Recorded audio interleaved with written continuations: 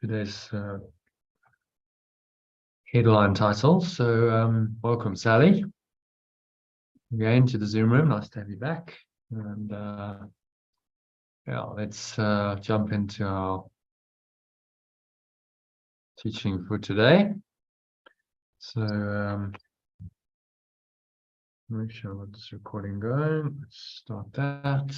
Okay. And the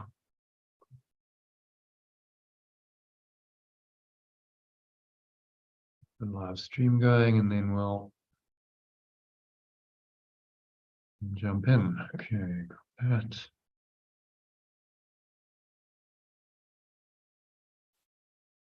Right.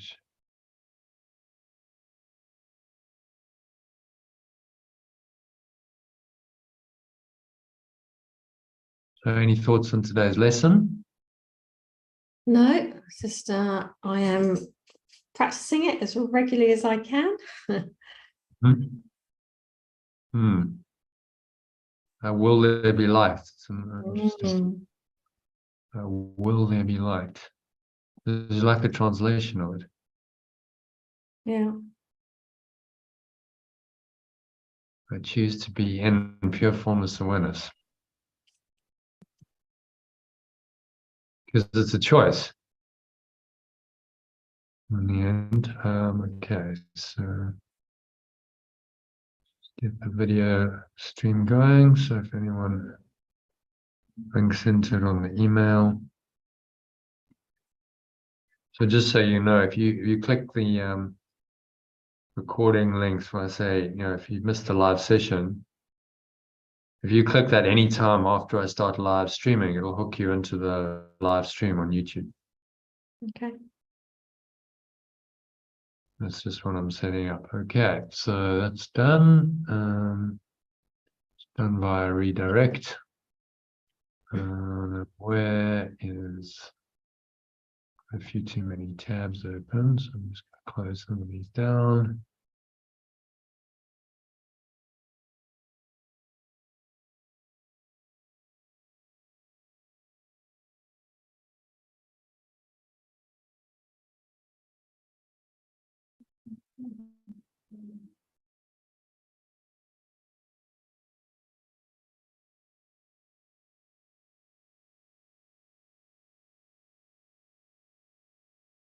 Yeah. Share my screen.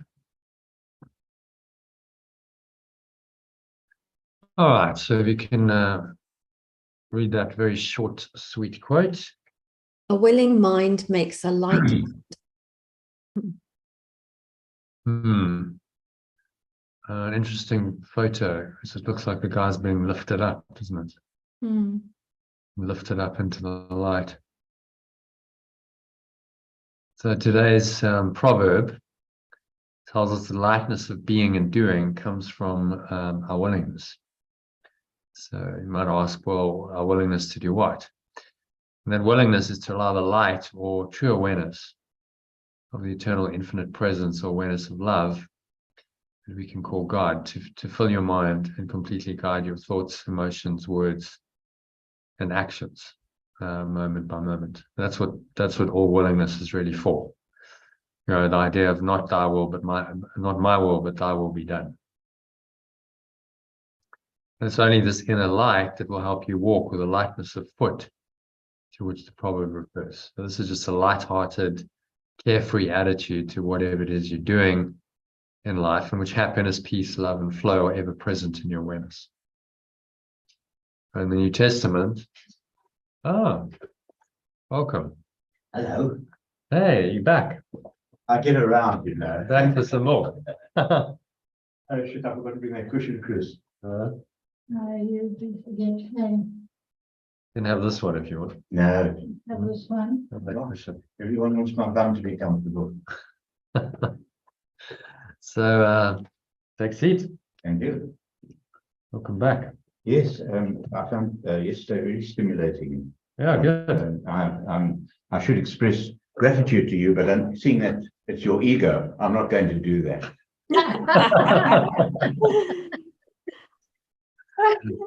No, So the Holy Spirit doesn't need thanks, actually, because it has no ego to accept your thanks. I remember we once did a healing, and this lady was very much into the Holy Spirit, and so she does a little prayer of thanks. Yes. And I completely ignored her because there was the chap who we just done was a holotropic breathing session combined with healing, and so he was quite emotional and he wanted to talk. So I just let her do a thing, and I'm just engaging with him, which is what the Holy Spirit would do. Yeah. And she got very offended. Interesting. She was like, and she was very cold and frosty. I was like, okay, so what's the problem? No, nothing's the problem. I'm like, well, I can tell there's a problem. What's the problem? No. Apparently, eventually she comes out of it. Yeah. I hadn't been respectful enough to the Holy Spirit Oh gosh. because I hadn't honored her song and dance prayer. I was ignoring her, and I tried to explain to her that it really was not about her actually at all. The Holy Spirit was only interested in the patient who needed care and attention, and really didn't need her thanks at all. But it kind of pulled the rug out from under her ego, song and dance. Did she accept it though? No, God, she didn't accept it. She was like, "No, you're wrong." I'm going, "No, you're wrong." So we never worked together again because I'm like, "Well, we can't." It's a difference. The ego and the spirit don't mix. It's Mm. it's work. Mm. It's work.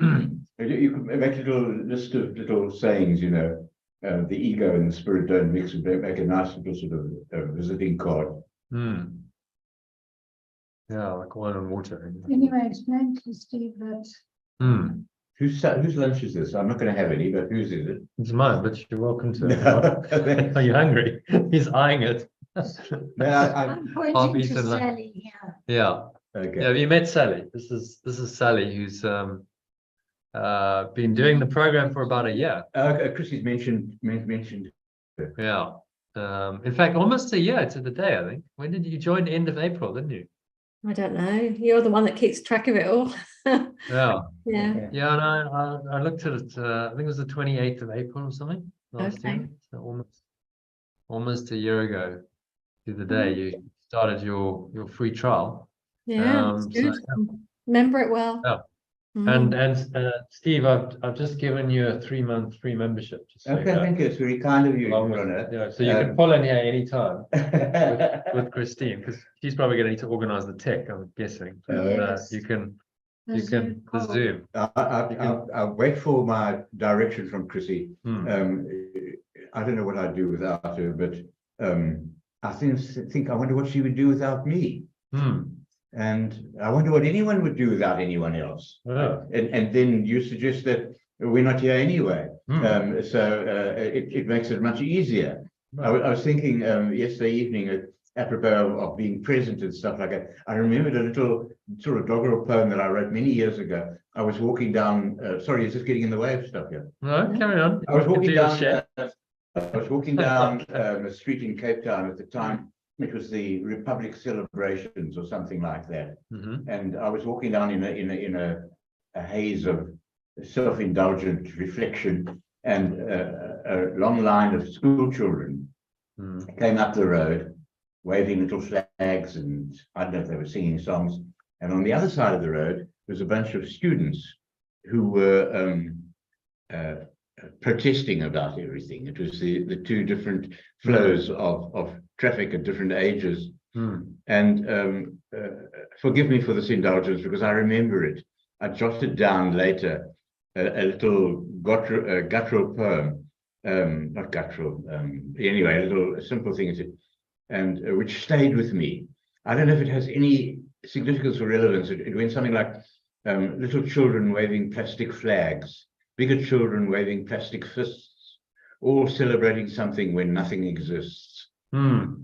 So Yeah, I'm not that quite sure. was a little haiku poem. It wasn't haiku, actually. Yeah. It was just a thought. I was going through a sort of a nihilistic Hmm. period. Hmm. So, what's all the celebration about? What's everything about? There's nothing. Hmm. And it stuck with me for some reason or other. Hmm. And it's still with me, and I'll take it with me to wherever I'm going next. Hmm. Yeah, well, yeah, exactly. Why all the song and dance? We celebrate, we resist, we protest, and actually, what's it all about, really? But I question my insight into it. When nothing exists. I think it was sort of kind of fashionable nihilism of the time. Well, there's truth to that. If nothing really exists, then why are you protesting against what doesn't exist? You see, that's the question. Because what happens is you make it exist through your protest. Yes. What you resist persists. So this is how, the resistance, the grievances. We've been talking about grievances, how they work, because they make it real to your mind. I don't think I had the depth of insight to see that at the time, Jono. No, but Today, today you have the depth of insight. So it's like there's levels and levels of that insight. Nothing exists. And you could just say that fashionably, nihilistically, without really understanding it. If you go deeper into it, you go, well, yeah, if it's all thought, it's all a constructive thought, then my thought, my resistant thought, my grievance is just making the situation exist. And what it's really doing is creating some kind of illusion of a separate self that's there. Yes. No, I see that now. But I refuse to take credit for the genius that inspired it. No, it was the Holy Spirit. God, you guys. Oh, gosh. The Holy Spirit. So where were we? Yeah, we're talking about the light-hearted, carefree attitude. So our quote for the day is a willing mind makes a light foot. And we're kind of talking about the Holy Spirit just guiding you. So everything's easy and in flow when you have a willing mind. And the willing mind is a surrendered mind. It just surrenders and goes with the flow. So in the New Testament, Yeshua advises his followers to temporarily remain in, but not be of the world. And he also urged them to take no thought for the morrow. In fact, you read that, Steve. Someone else read that. Take therefore no thought for the morrow. For the morrow shall take thought for the things of itself. Sufficient unto the day is the evil thereof. Could you explain that a little bit, John? Yeah, it's a pleasure. This does need a bit of explanation. So when he says, by sufficient unto the day is the evil thereof, it means that any problems we encounter should be faced when they arise, rather than worrying about them in advance, which will only take us out of the present moment and burden our mind with worries. So the evil is, any difficulty, any challenge, anything arising that could make us worry. And he's saying, well, deal with it as and when it happens. So Elaine had a good story yesterday. It's a pity she's not here, but I'll share it on her behalf. She had a sort of minor crisis with some dogs she was walking for a friend. Oh, yes. And suddenly the dog got in the middle of the road, in the middle of traffic. And she just acted. She didn't think about her own safety. She just ran into the road and she grabbed it by the collar and all was okay. Nothing got hurt. But she said it was interesting because in that moment, there was no self-concept. There was no, I might get hurt. She just responded completely in the moment, spontaneously to what the need was. And did it. And then afterwards, once she got the dog under control and was walking back to the car or wherever, then her ego started going, oh, but what if that could have been a disaster? And, what would you have said to your friend if her dog had run over while you were walking her? And then the ego mind kicks in and starts playing out a whole scenario, even though it was safe, still creating the drama, because that's what it wants to do. But in the moment, there wasn't a problem. In that moment, she was just right, situation, respond. There was no problematic consciousness. There was no worry. That she was completely present, which is why she could respond like she did. So, that's an example of this, applying this particular wisdom. Yes. Take no thought for the morrow, or no thought for the next moment, really. Yes. Is to take it to to an even higher level. It's not just tomorrow in time. It's the next moment. If you live for the next moment rather than this moment, then you're never present, Yes. and you're actually living in an illusion, because Yes. the next moment never arrives. Yes. Because when the next moment arrives, it's always now. Funny that. Which is what I was doing yesterday, worrying about you getting back here. Yeah, you're living for the It was future. about 45 minutes and I Yeah. was obsessing about Yeah. phoning Steve.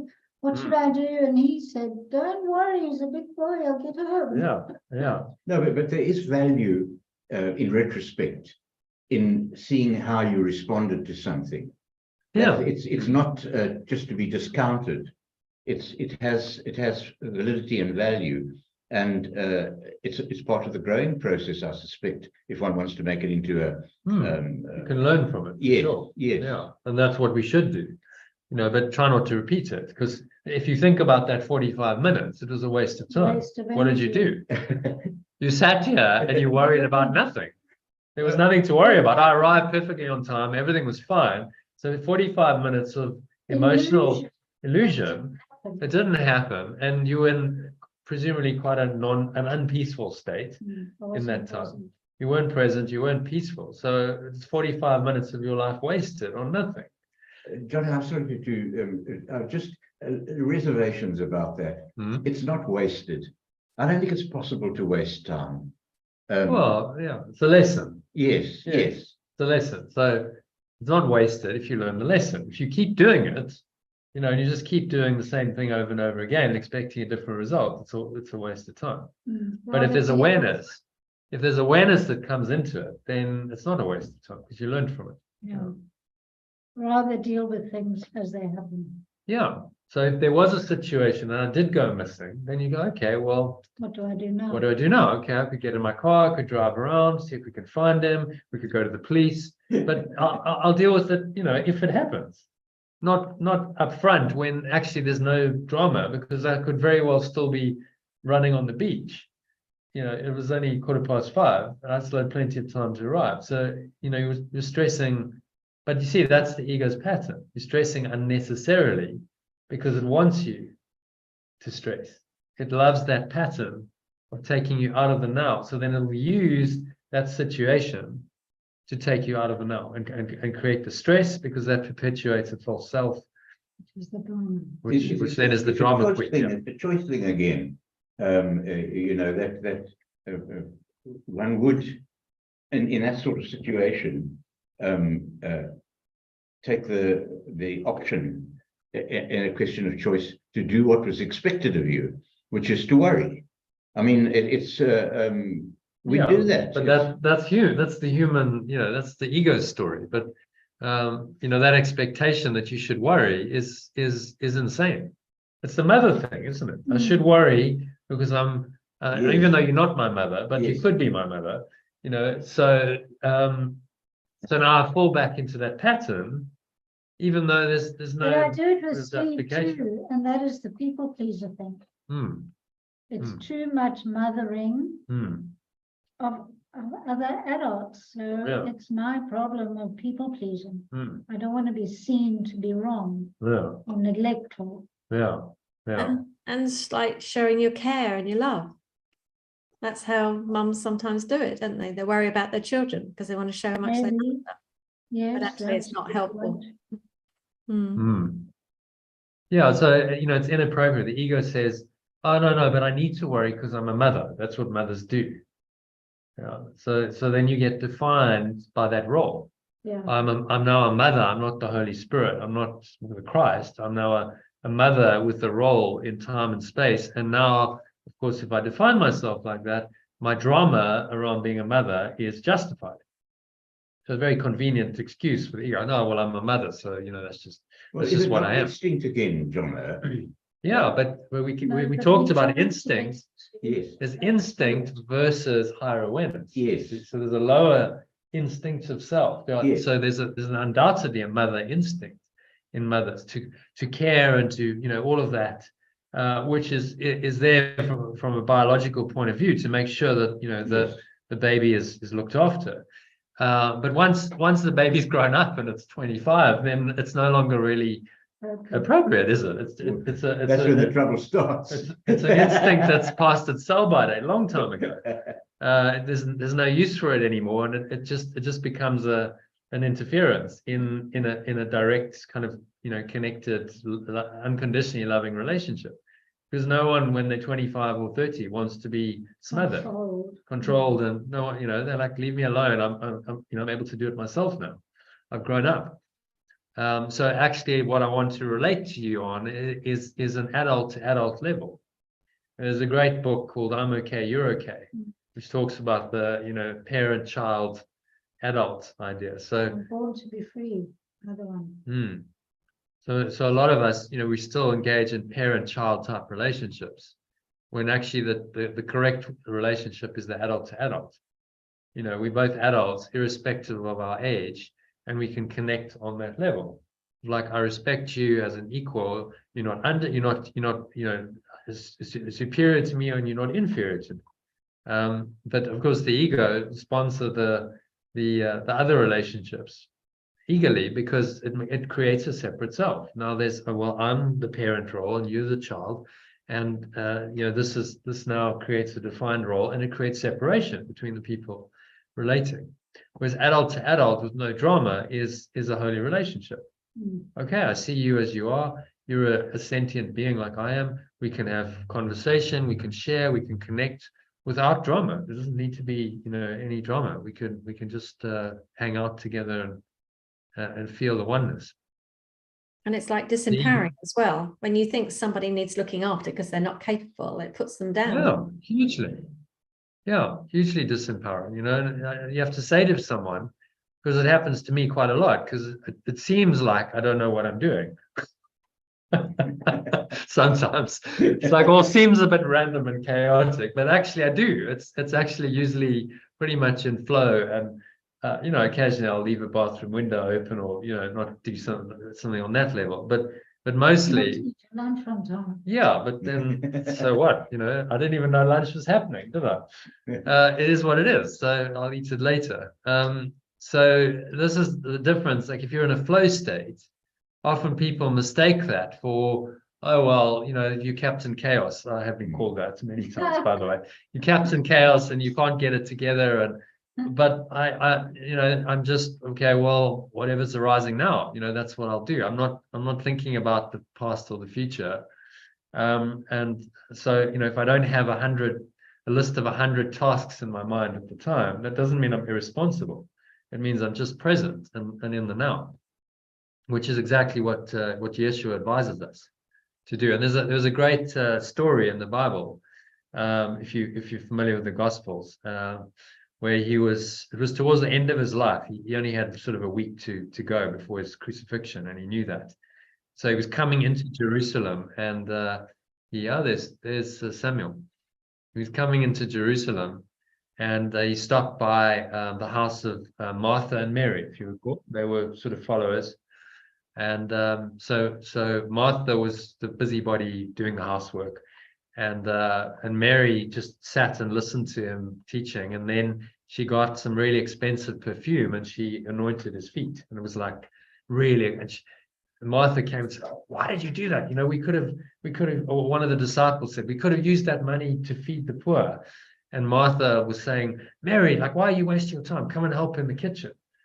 And she's just like, I'm just hanging out to this guy because I have a sense that it's about to be over, And so he said to Martha, you don't worry about these little things, because the Holy Spirit is here, and Martha is actually doing what's most important now. She's giving honor to the Son of God in the moment. Story. Yeah, Yes. there's some really good stories in the Gospels, actually.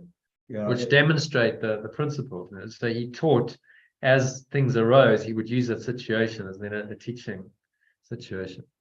Let's say hello to Samuel. Hi, Samuel. How are you? Welcome. Mute. You're on mute. Just so you know. If you could, Christine, if you've got something to clean the. Hello. Yeah. Yeah. Just got back from the gym. So yeah. Okay. Welcome. So you're most welcome, Samuel. We're just kind of hanging out, doing some practice. Okay. So we'll just jump in. It kind of gets interactive. Just now we're going to go into one of the course lessons. When I ask you to read, if you're up to that.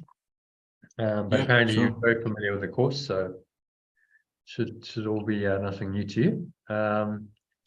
This is just an email I send out every day, so we just do a bit of discussion on this to lead us nicely into the lesson.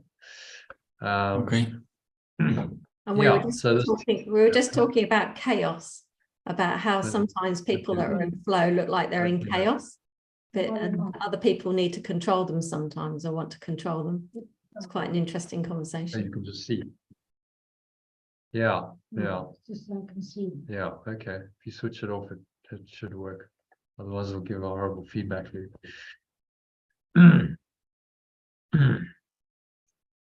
Okay, so I'm twice. So which screen's going on here?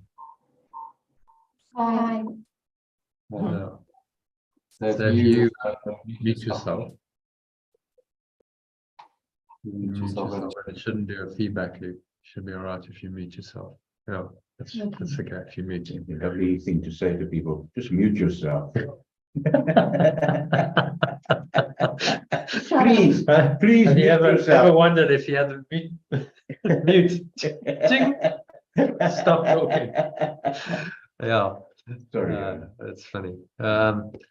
Yeah, so we're talking about this quote and it's teaching from Yeshua, which is about sufficient unto the day is the evil thereof, and Steve asked for some explanation. So it's really just about being present and dealing with things as they arise rather than worrying. This what I usually do in my emails is give a little some bonus recording, which is a past session, because we do this every day, so there's loads of material. So this one is about grandeur versus grandiosity and workbook lesson 71.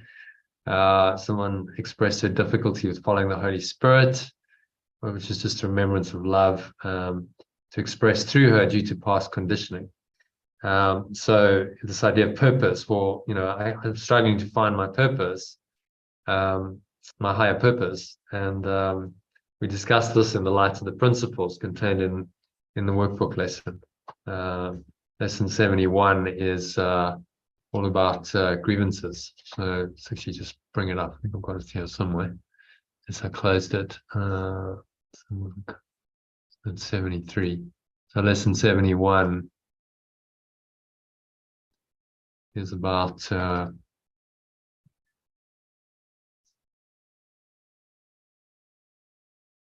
only God's plan for salvation will work. So the idea that we've got a higher purpose and there's a plan for our lives, but only God's plan will work. If we can tap into that, then we find our true purpose. But many people struggle with that. What is my purpose? And so we discussed that in some detail. And your purpose really is to listen to the Holy Spirit, to be guided. If you can be guided moment by moment in your purpose, then which tab was on? Too many tabs open. There we go. It was on that one. If you can just be guided, then your purpose unfolds.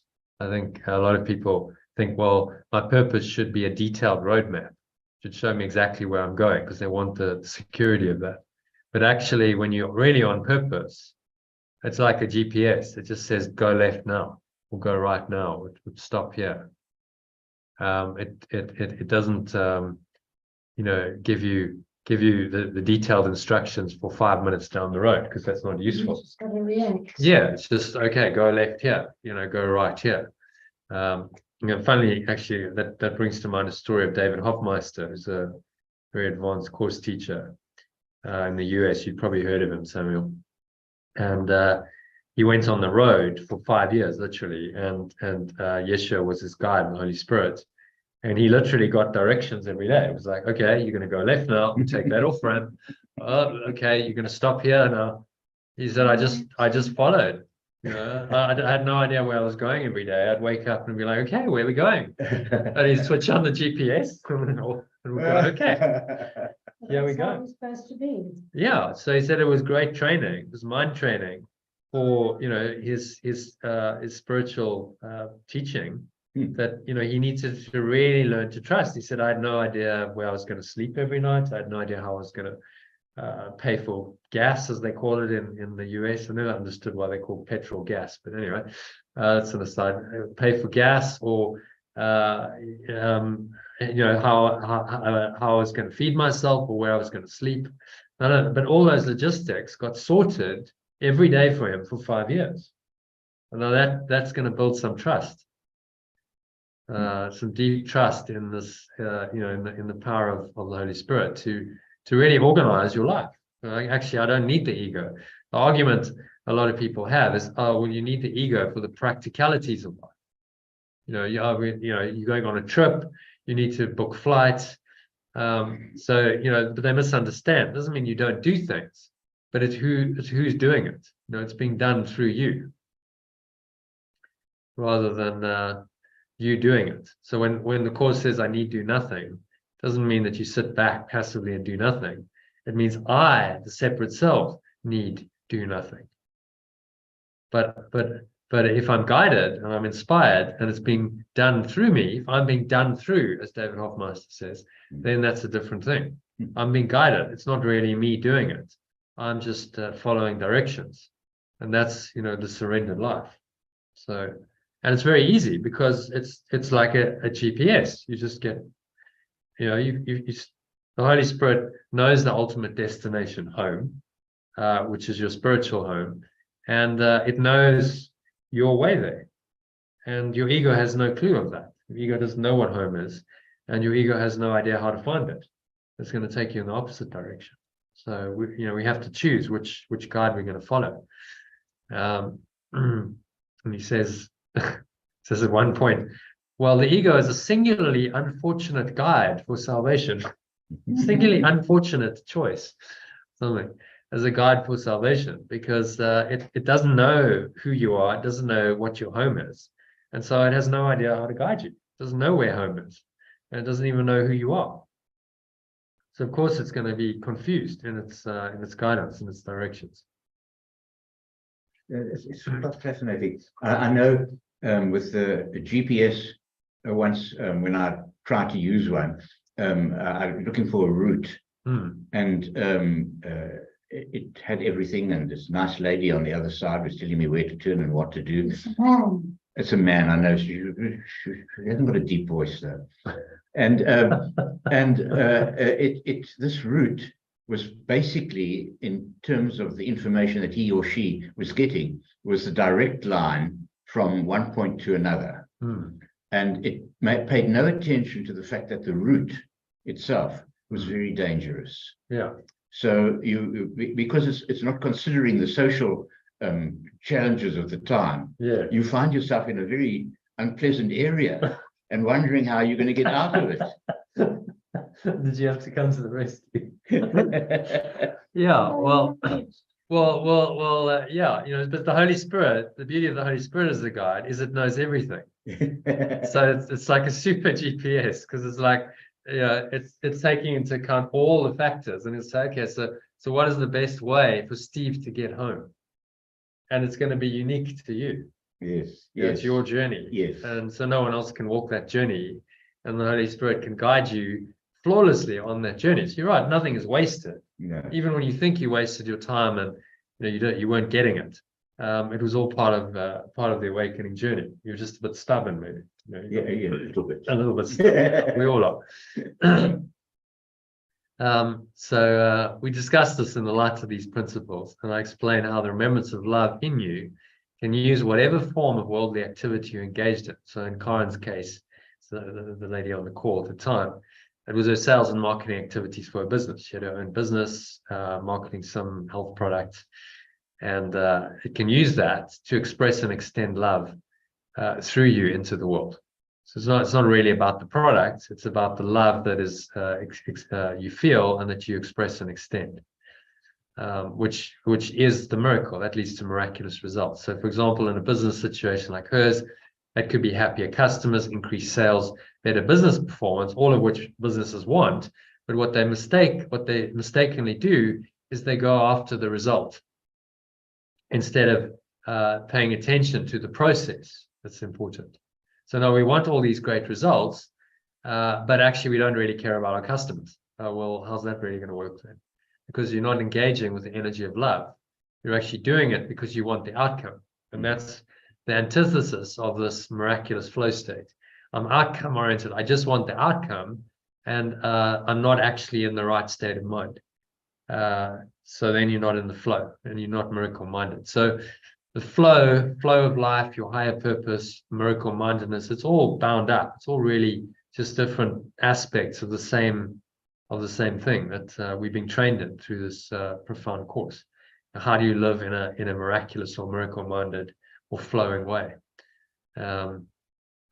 So the real reason to do it is because it helps you get out of your ego's comfort zone. When you do that, you have to let go of that very narrow, limited zone of comfort. Usually it's an uncomfortably comfortable kind of existence.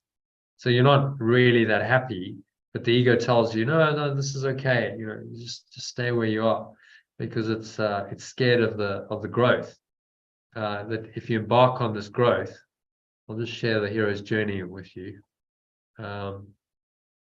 So if you go out of your comfort zone, you start on this hero's journey, which is depicted in the diagram here, of moving from the normal world, the known world, into the unknown. And you start to perceive things differently. You start to have different ideas about yourself and life. And that is then awakening you to who you really are. So the ego is then getting challenged. So the last thing it wants you to do is go on a hero's journey. It wants you to stay very much stuck in your normal known world, and not venture out of that world.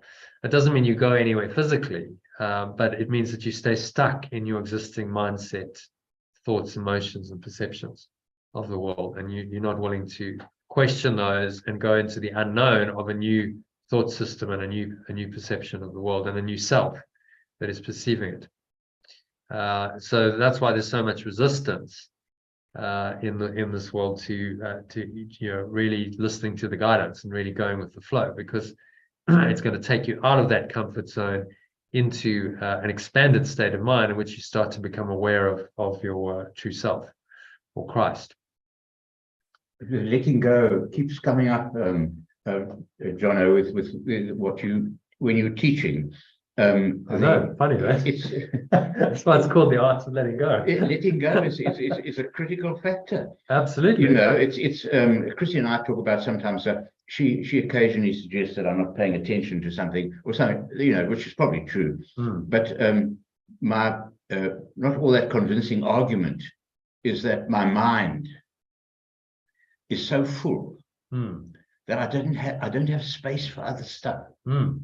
And so it's a question of chock-a-block, It's you can sort of close it up and say goodbye, because there's no room for any new insight or anything like that. No, exactly, yeah. And so to be open, we must empty ourselves. The idea of the empty vessel. Yeah.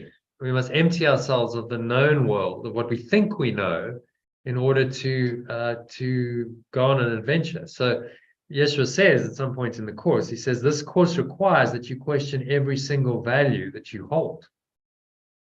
Wow, I mean, that's quite a course then. Every single value that you hold must be questioned, because that creates the openness and the space for something else to come in. If you accept those things as true without question, then there's no openness for growth. There's no room for anything new to come.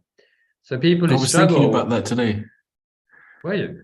Okay. The value, because it's been bugging me for a while. Value, and I thought about it today. Actually, I was just thinking as I was walking here, and I thought, what if value is just a want? And there's the same thing. If I want something here, if I want, I went to the shop and I bought some food, and I was thinking, okay, I feel like I want this, but what is it for really? And am I valuing it? Is that why I'm buying it? So I was really curious about Hmm. like, what is this? Because I mean, I've read A Course in Miracles thousands of times and I've gone through it, but the value thing, I never really went into it. I don't know. But what is it to value something? And I was just thinking, it's the same as wanting something. If I want something here, I value it, right? Oh, If yeah. there is even a slight desire for it, I'm valuing it. So the Yeah. only difference between valuing and not valuing it is the purpose. So if I say, okay, I was going to the shop to buy something, okay, what is my purpose for going in the shop right now? Is it to satiate the body's appetite, or is it to be the light in the shop? And as I'm walking, maybe I can eat this thing in the light. Maybe I can, and I just observe how I'm feeling, how it's interacting with my body, and like, because it's just, there's so many automatic things in my life that I just don't question. And I've been thinking about that value recently, that like what does it mean to value something? So yeah, I'm just getting really curious at the moment about this idea of value. Like, what do I need to question? Yeah, okay, I need to question all my values, but what are my values? What is the smallest value possible? Because if I get the smallest one, the rest of them are going to be easy. And the smallest one is a thought, right? It's just a thought of, I want this for my personal benefit in any way, even something to drink or something to eat. Isn't that a value? Couldn't that be in a way considered a value? Yeah. I'm valuing it. I'm saying I want it, I need it.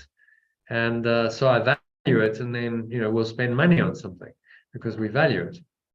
But I bought as this you're saying, well, green drink question, and its value.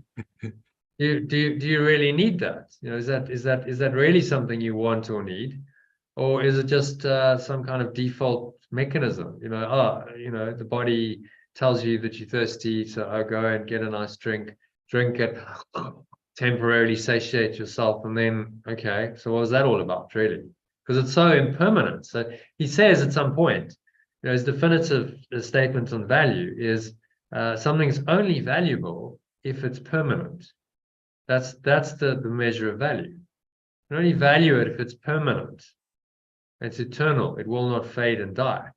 And everything else has no value at all. Well, goodbye to the entire material world, because all of it is temporary. None of it will last. Even the most long-lasting forms, a tree that's been there for hundreds of years, eventually that tree's going to die. So if you value it, you're valuing falsely, because it's impermanent. So there's the decision criteria. Value only what is permanent and eternal, which means you would value only the spirit. You value only what's formless. We call it pure formless awareness. And you wouldn't give value to the things of the world. Does that mean you never go and buy something to eat or drink? No, not necessarily. But your purpose is different. So you're not doing it from their egoic self. Oh, I want, I need.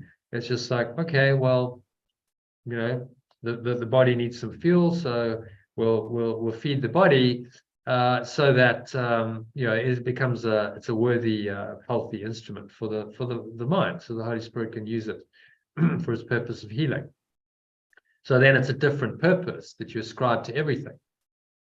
Actually, what the body is for communicating and healing. That's what the body's for.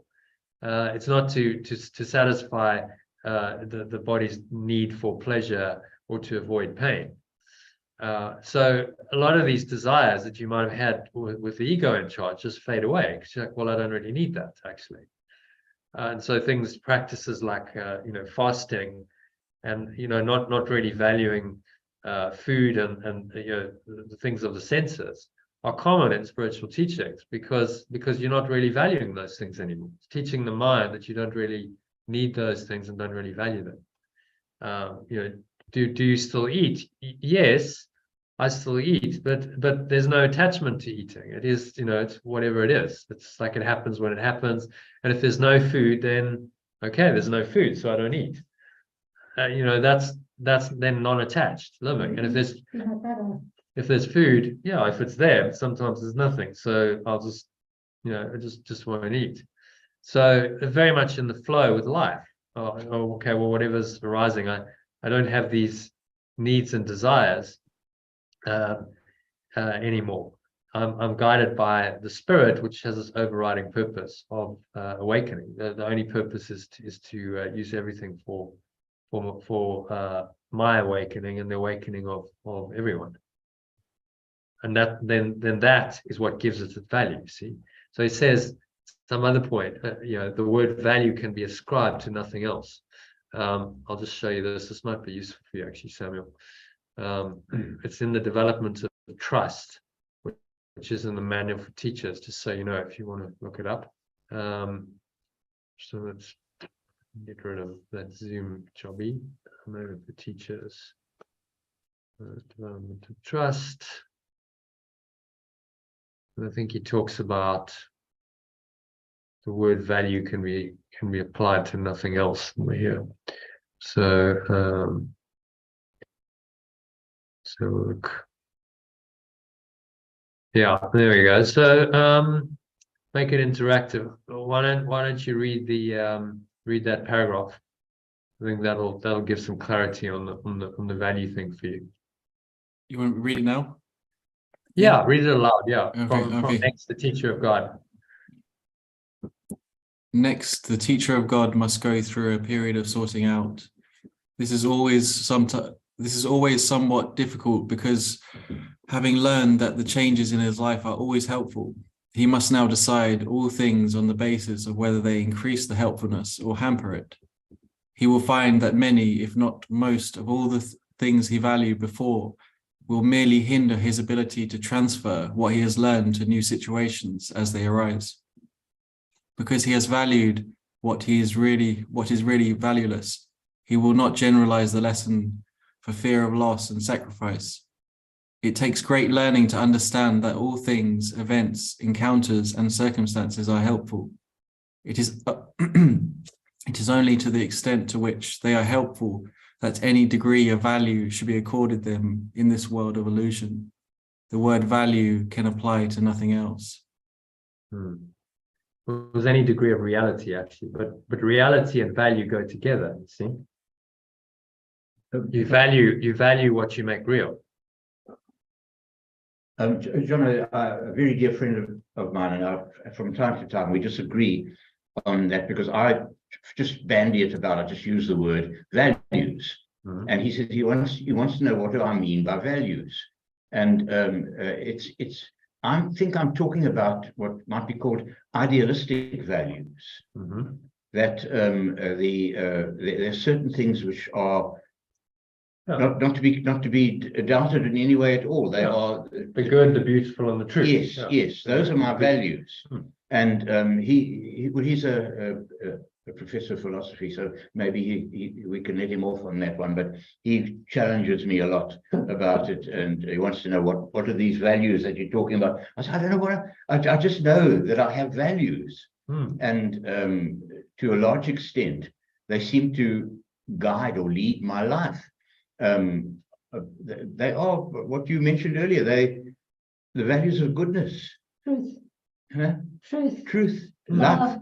All those things. See, those things are eternal. Yes. What he's saying here is that the word value can apply to nothing else, because it's only to the degree that things are helpful.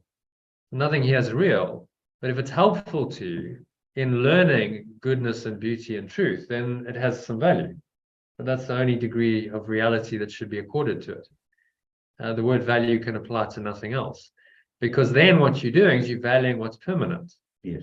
What's eternal. See, so within the illusion of the world where nothing is permanent, you're valuing the one thing that is permanent, and that's really what the spiritual path is. So it's helping you to value only what is permanent and eternal, and not give value to the temporary, because you realize it will disappoint you. I'm hoping he'll come around soon, so I'll remember that. Well, he will. Everyone will get it at some point. Everyone will get it at some point. Yeah. But to tell someone that the entire world that they valued has no value is a bit of a shock sometimes to their system. And the only degree of reality it has is the degree to which it's helping you to awaken from the dream. So it has a value because it's a hero's journey, to go back to our hero's journey idea. It has a value because there's a hero's journey going on that is your path of awakening. And so all the experiences and so on are helpful in your awakening. That's what gives it its meaning and its purpose and its value. In and of itself, it has no value at all. It's a delusion.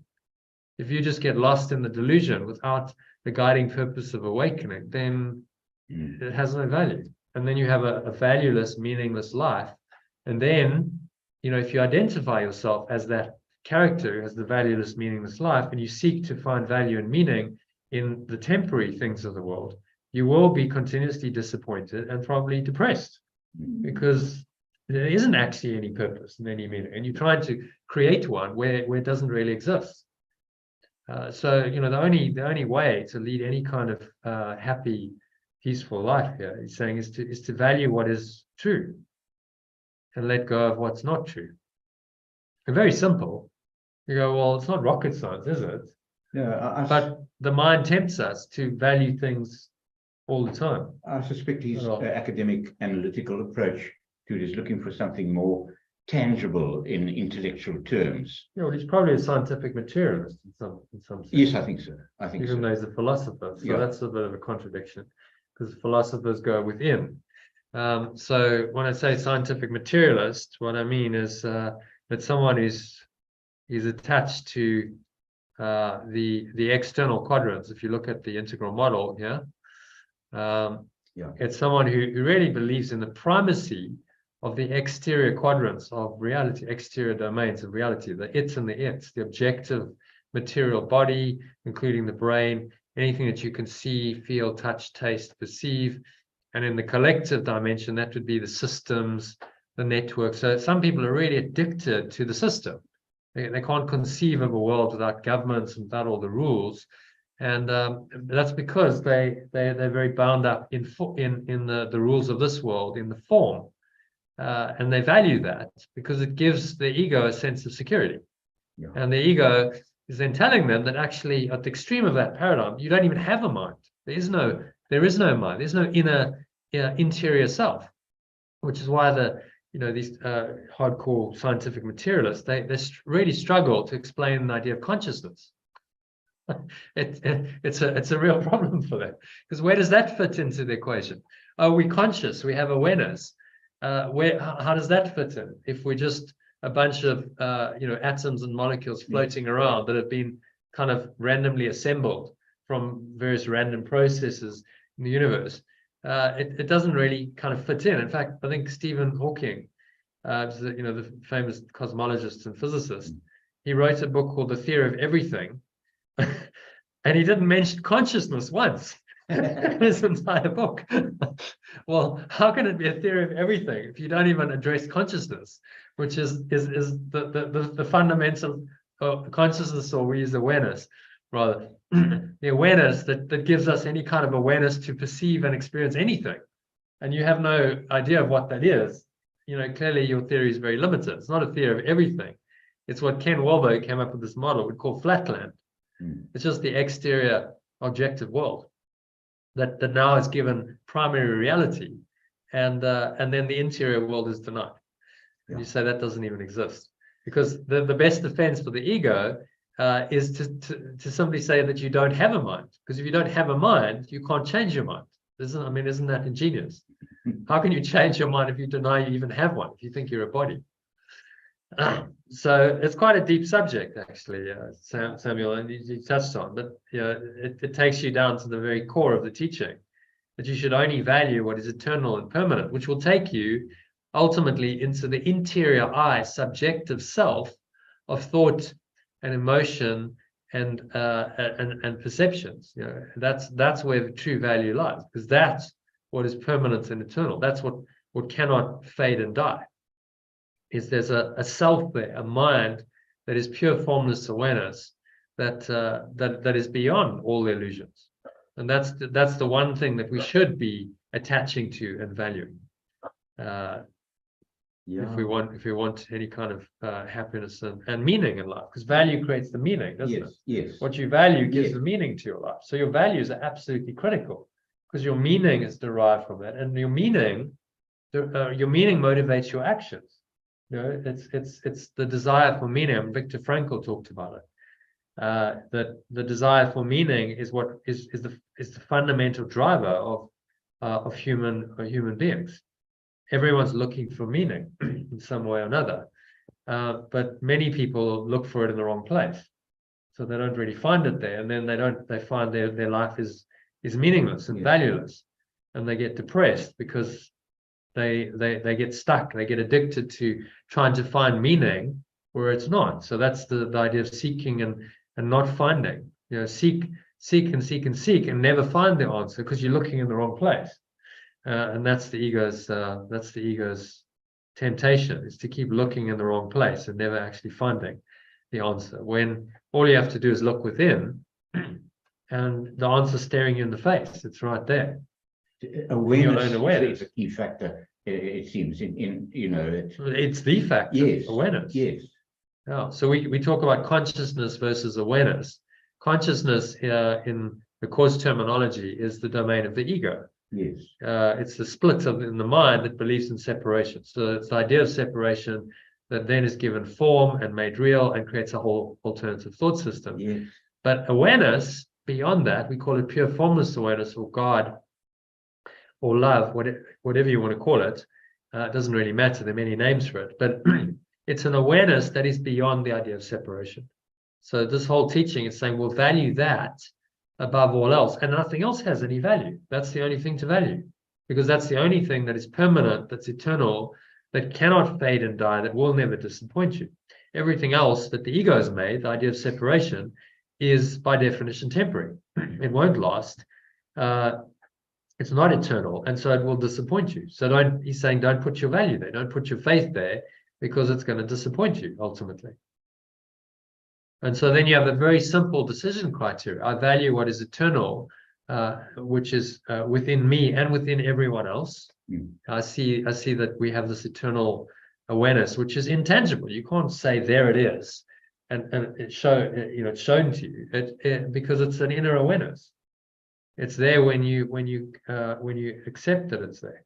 Yeah, it's I think often Freddie and I had this little joke where we would, after our Thursday gatherings on our deck, we'd go out into the streets and confront people and ask them questions. We never got around to doing it, John, but we used to enjoy the prospect and thought of it. Yeah. And the image was, it's just as well, you probably would have got arrested. you grab the ordinary guy just minding his own business by his lapels, and you shake him and you say, so I need to do that. Just what's going on around you? What do you see? Yeah. Wake up, for fuck's sake. It was we had a lot of fun with that. But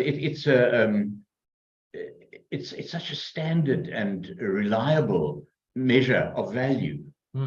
What do you actually see? Just wake up and open your eyes. And I regret that I don't do it often enough, but I'm working on it. Yeah, well, just ask someone, if you did a survey, so what do you really value? Yes. What's important to you? What would most people say? Well, I value my family. I value.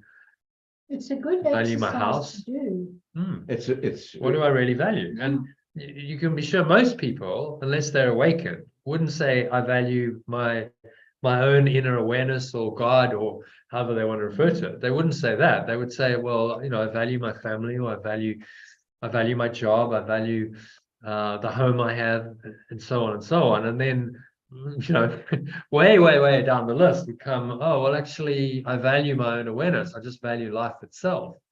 But that should be primary, surely. We should value that, because that's what gives us anything. We have no awareness. We have no experience without awareness. Freddie and I say, do you know what's going on?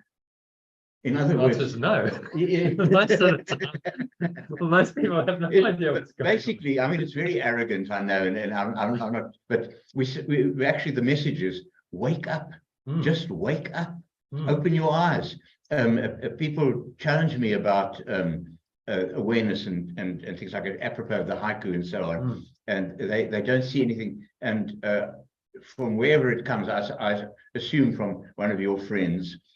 Comes this idea that if you close your eyes for a few minutes and then open them wide again, you suddenly are in a picture which wasn't there a split second ago, and that's what's going on. And needless to say, Freddie and I haven't really used this in the streets on a Thursday evening, but Probably a good idea. we expect to be taken away in straitjackets. You'll end up in Falkenberg. Yes. But it's an indulgent joke that we share. You know, and it's accompanied by bad language. I think, you know, the expression, for fuck's sake, can't you see what's going on? Well, the thing is, when you so far down the rabbit hole, if you believe in this idea of separation, and you've gone all the way down this ladder of separation, through the individuality and the guilt and the sin, because you think you've really destroyed God, and then you have the fear that arises, and then concept of a fearful, wrathful God, and then you basically believing you're a victim of a cruel world, where accusation, blame, and attack are, you know, just the standard par for the course. You don't know what's going on. You've gone down the rabbit hole, and you think that's now who you are, and that's your reality. An awakening is like someone's got life usually slaps you in the face and goes, catch a wake up, because this isn't reality. And usually that's a painful experience for people. It's some kind of trauma or pain kind of snaps you out of it, which is why usually that's required. We all have to experience some element of pain to wake us up, because we're just sleeping, asleep at the wheel, and the pain kind of is harsh enough to wake us up to go, okay, this isn't working. Maybe there's something else. Maybe there's another way of looking at the world. Maybe there's another way of living. And you know, if you consider that there is another way, and you determined to find it, then that's the turnaround. Your life turns around. That's in fact how the whole course came. Because if you know the story, Samuel, Helen Schuckman and Bill Thetford were, at their wits' end. They were like, Bill turned to Helen and said, why have we got all this conflict in our department? They were going to another disciplinary hearing. So there's a lot of fighting in their department. Why are we doing this? He was just like, enough. There must be a better way. That was what he asked for. And she agreed and said, well, I have no idea what it is, but I'll help you find it. And of course, that was the invitation to Yeshua and the Holy Spirit to come in a big way. They had no idea what they were getting themselves into. When they said that, it was probably a good thing, because they might not have done it otherwise, to give them, this master teaching for the world. And here we are, discussing it, 50 odd years later. Questions keep presenting themselves, which I think have value. The one is, how did I get here? People ask that, and then another one which sometimes presents itself as well, how the hell am I going to get out of here? Yeah, but the two are the same. The two are the same question, because if you understand how you got into it, you can understand how you can get out of it. So the course could be it's a course in teaching you how you got into the mess you're in. Yes. And therefore how you can get out of it. That could be the subtitle of this whole course, both the Art of Letting Go course and A Course in Miracles. How did you get where you are? Well, he explains it. This diagram explains, the steps we took down the ladder of separation into this crazy idea that we're victims of the world. I mean, what an insane idea! But that's where the idea of separation has led us.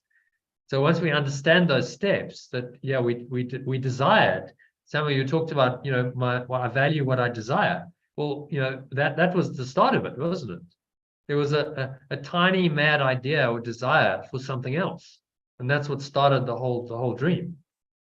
And that desire keeps perpetuating itself over and over in any little thing we desire. You desire a cool drink, you desire food, you desire it's all part of the desire for another experience of separation.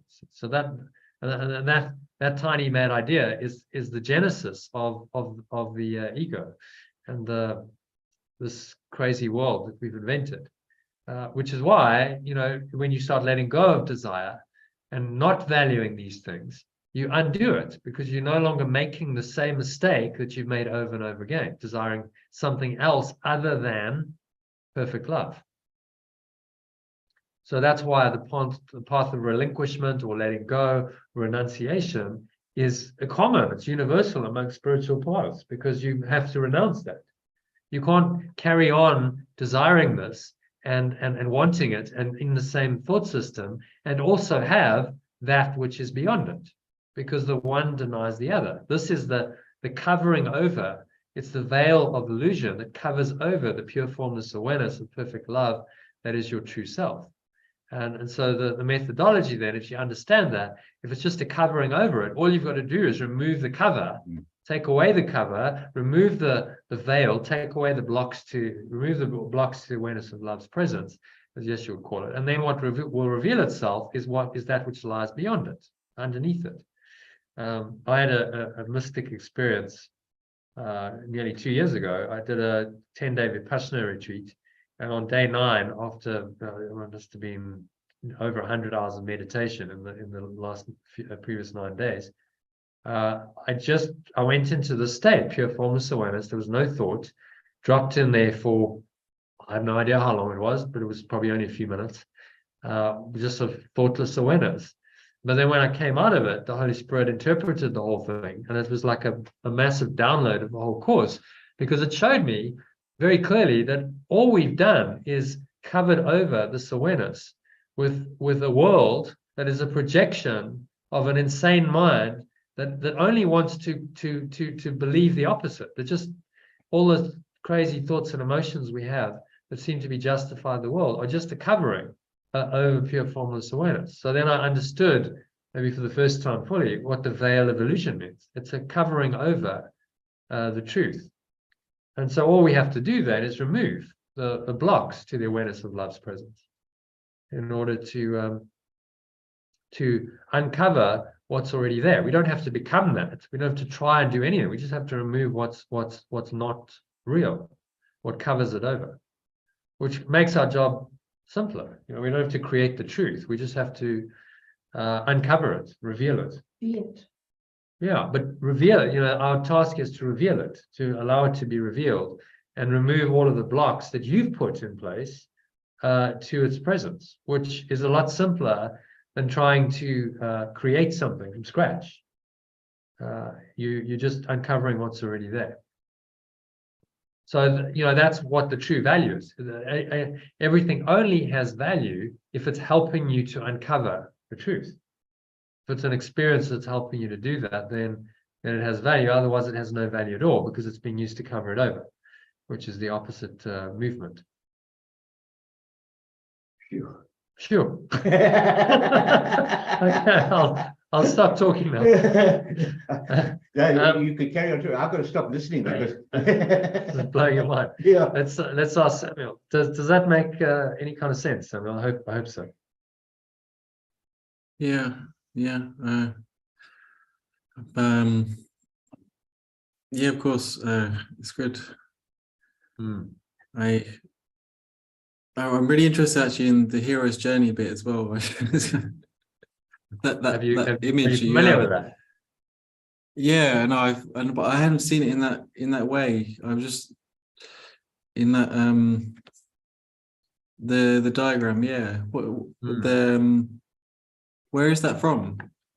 Is that from Michael Haig's book? Joseph Campbell. Ultimately from Joseph Campbell, but then what's subsequent, I don't think this was in his original book, which is The Hero with 1,000 Faces, which is kind of seminal work that he published to introduce the idea to the world. But this is subsequently, they refined it, and this is actually the template for all these Hollywood blockbusters based on the hero's journey. They have the phases. So if you watch a movie like The Matrix, Star Wars, Lord of the Rings, these kinds of hero's journeys, you can actually see these phases playing out in the stories quite clearly. So you probably watched The Matrix, I imagine, maybe a number of times. But if you watch it again with the hero's journey in mind, with these stages, you'll see the stages play out almost, you know, to the T. Neo walks through all of these stages, and eventually returns with the elixir. That's the final scene of the movie. It's just a more detailed understanding, and maybe people developed it subsequent to Campbell's seminal work. So I don't necessarily know he went into this level of detail, but subsequently they've gone, okay, these are the stages that seem to happen. So if you look at that from your own perspective of your own hero's journey, it becomes a path of awakening. You can go, okay, well, yeah, there's always the call. We all start somewhere. We're not very happy in our normal world. There's some kind of call. We often meet a mentor or a guide. That could be a person. It could be just the course itself, a book. And then at some point we kind of cross a threshold and we go, okay, I've gone beyond the point of no return. In the Matrix, that was the famous pill scene. He crosses the threshold. He has to take the red pill, and then, okay, and now it's all going to kick off. And Kansas is going bye-bye for him. It's like, okay, you've made the choice now. There's no going back. Now, you're going into this unknown world. There's no turning back. So, we're all on a hero's journey. If you're awakening, then you're on your own hero's journey. And it's an archetype that can be quite helpful in understanding that journey better, in recognizing that it's normal. Okay, well, yeah, I've got some trials. I've got some difficulties. Well, yeah, of course. That's why it's called the hero's journey. Of course, you're going to have some difficulties. Well, you think it was going to be easy becoming enlightened, slaying the dragon of the ego? You thought that was going to be easy? Come on, of course it's not going to be easy. That's why it's a hero's journey. If it was easy, everyone would do it. So then you can accept the journey, and you can kind of accept the so-called slings and arrows of outrageous fortune, as Shakespeare calls them, because you understand that it's all part of a process, and through it all you are learning and growing, and that this is a universal archetype. Joseph Campbell saw that this happens over and over and over again in all the different cultures and traditions and religions and philosophies that he studied. So it's like, well, this is, if you carry on and you're determined, then this is what will happen. You will go through the death and the rebirth into a new self. You will come into the at-one-ment state, and then you will return to your known world with the elixir, with this knowledge, and then you become a teacher of God, to give this to the other people who desperately need it, even if they don't know they need it. But everyone needs it. It's the one universal need of this world. So it's very much in line with what the course is teaching. It just comes from another tradition. It's like, well, it's quite an interesting exercise. If you want to do that, we don't have time now. But if you read the development of trust, which is a description of the spiritual path of awakening in the Course in Miracles, and then you compare it with the hero's journey, you'll see the similarities. That's quite an interesting exercise to do. So, I appreciate everything you said, and as well, thank you. Especially with the veil, it's something that even after years and years of studying this and doing all this work and still coming back to the same thing, it's like the veil it's everything. It's what even more recently I'm just thinking, everything here is the veil. I mean, there's just it's the Matrix, isn't it? It's so easy everywhere. It's so easy just to ignore some bits. We say, this is not the Matrix, but this is. We say, you have even your spiritual buddies, even your mighty companions. You can say, oh, well, they're not part of the Matrix, but my mother is. Or they're not part of the Matrix, but it's all the same thing. Everyone being symbols, and the veil is trying to keep itself going. The ego's everywhere. It's trying to keep itself going in everyone and everything.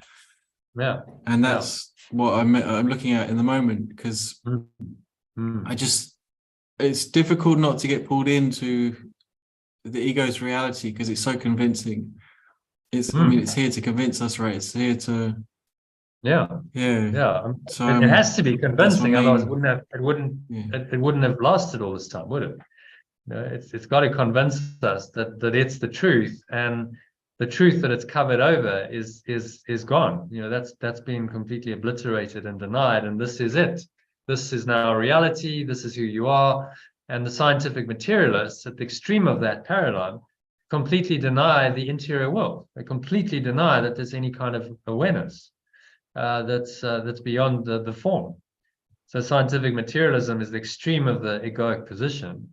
And on the other side of that is the mystic who understands that only pure formless awareness is real. We go into the integral model. And thanks, Christine. Only this is real.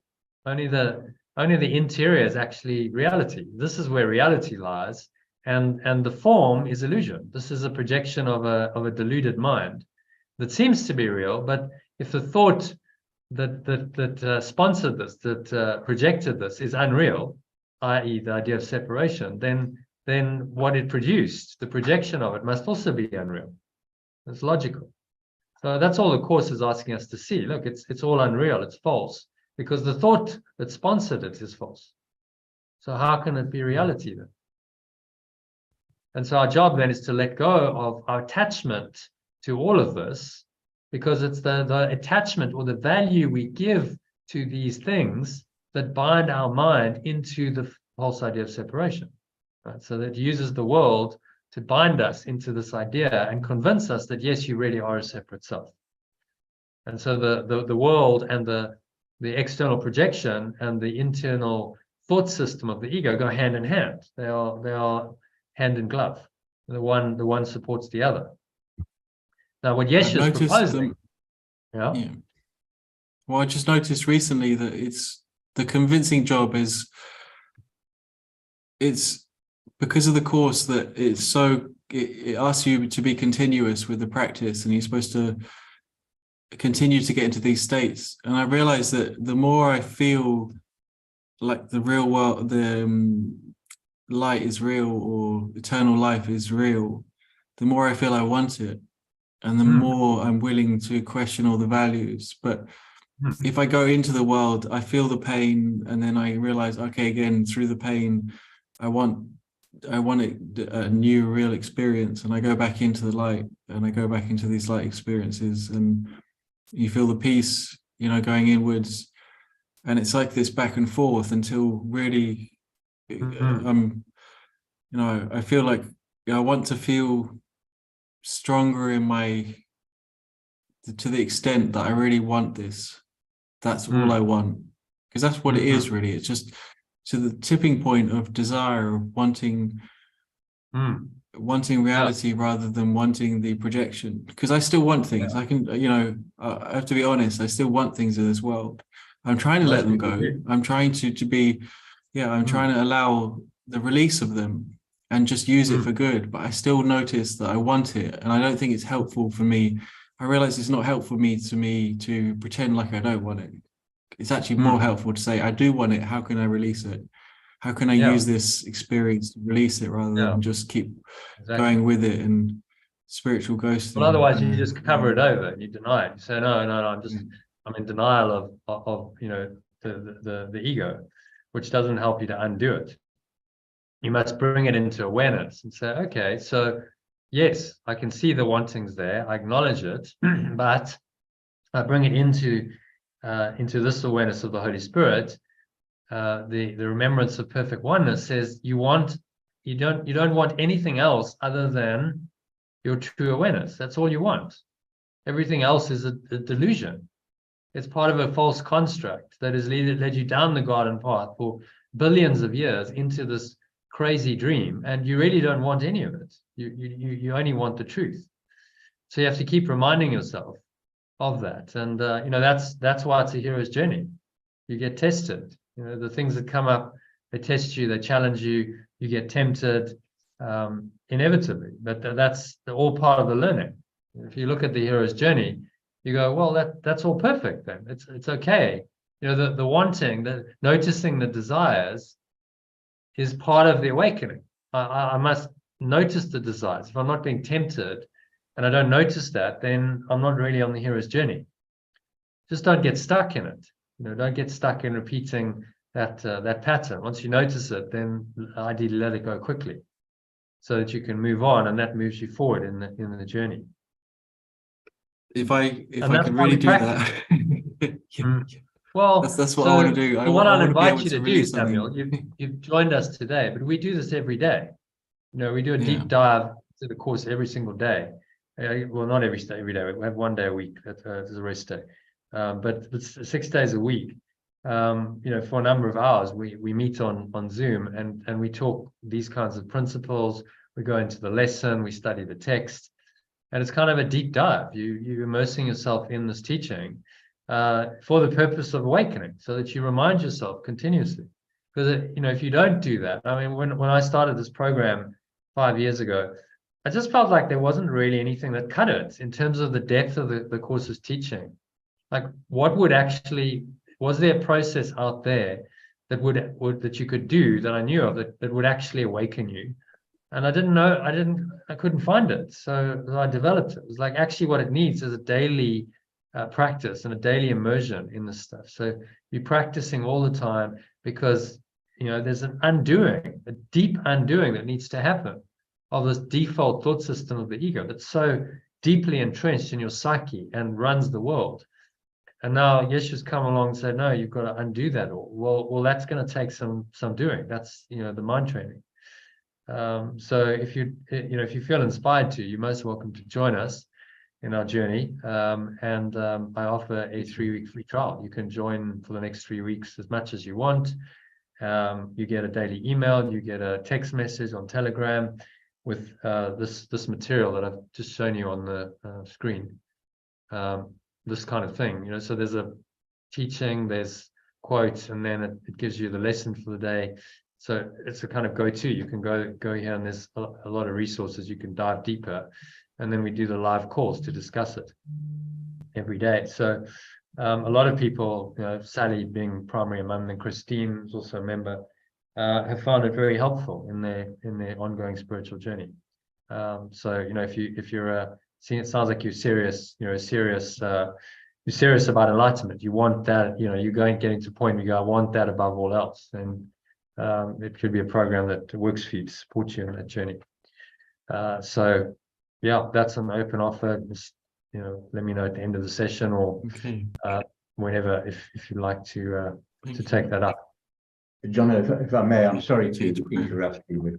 Yeah. I think a lot about shock treatment, if you like. Mm-hmm. Remember the other day when that charming young man, Carl, challenged you about LSD. Yeah. Now the sort of preemptive destruction of a whole ego fabric by the chaos that can be launched through psychedelic things. It's becoming quite the vogue in many respects, and it opens up.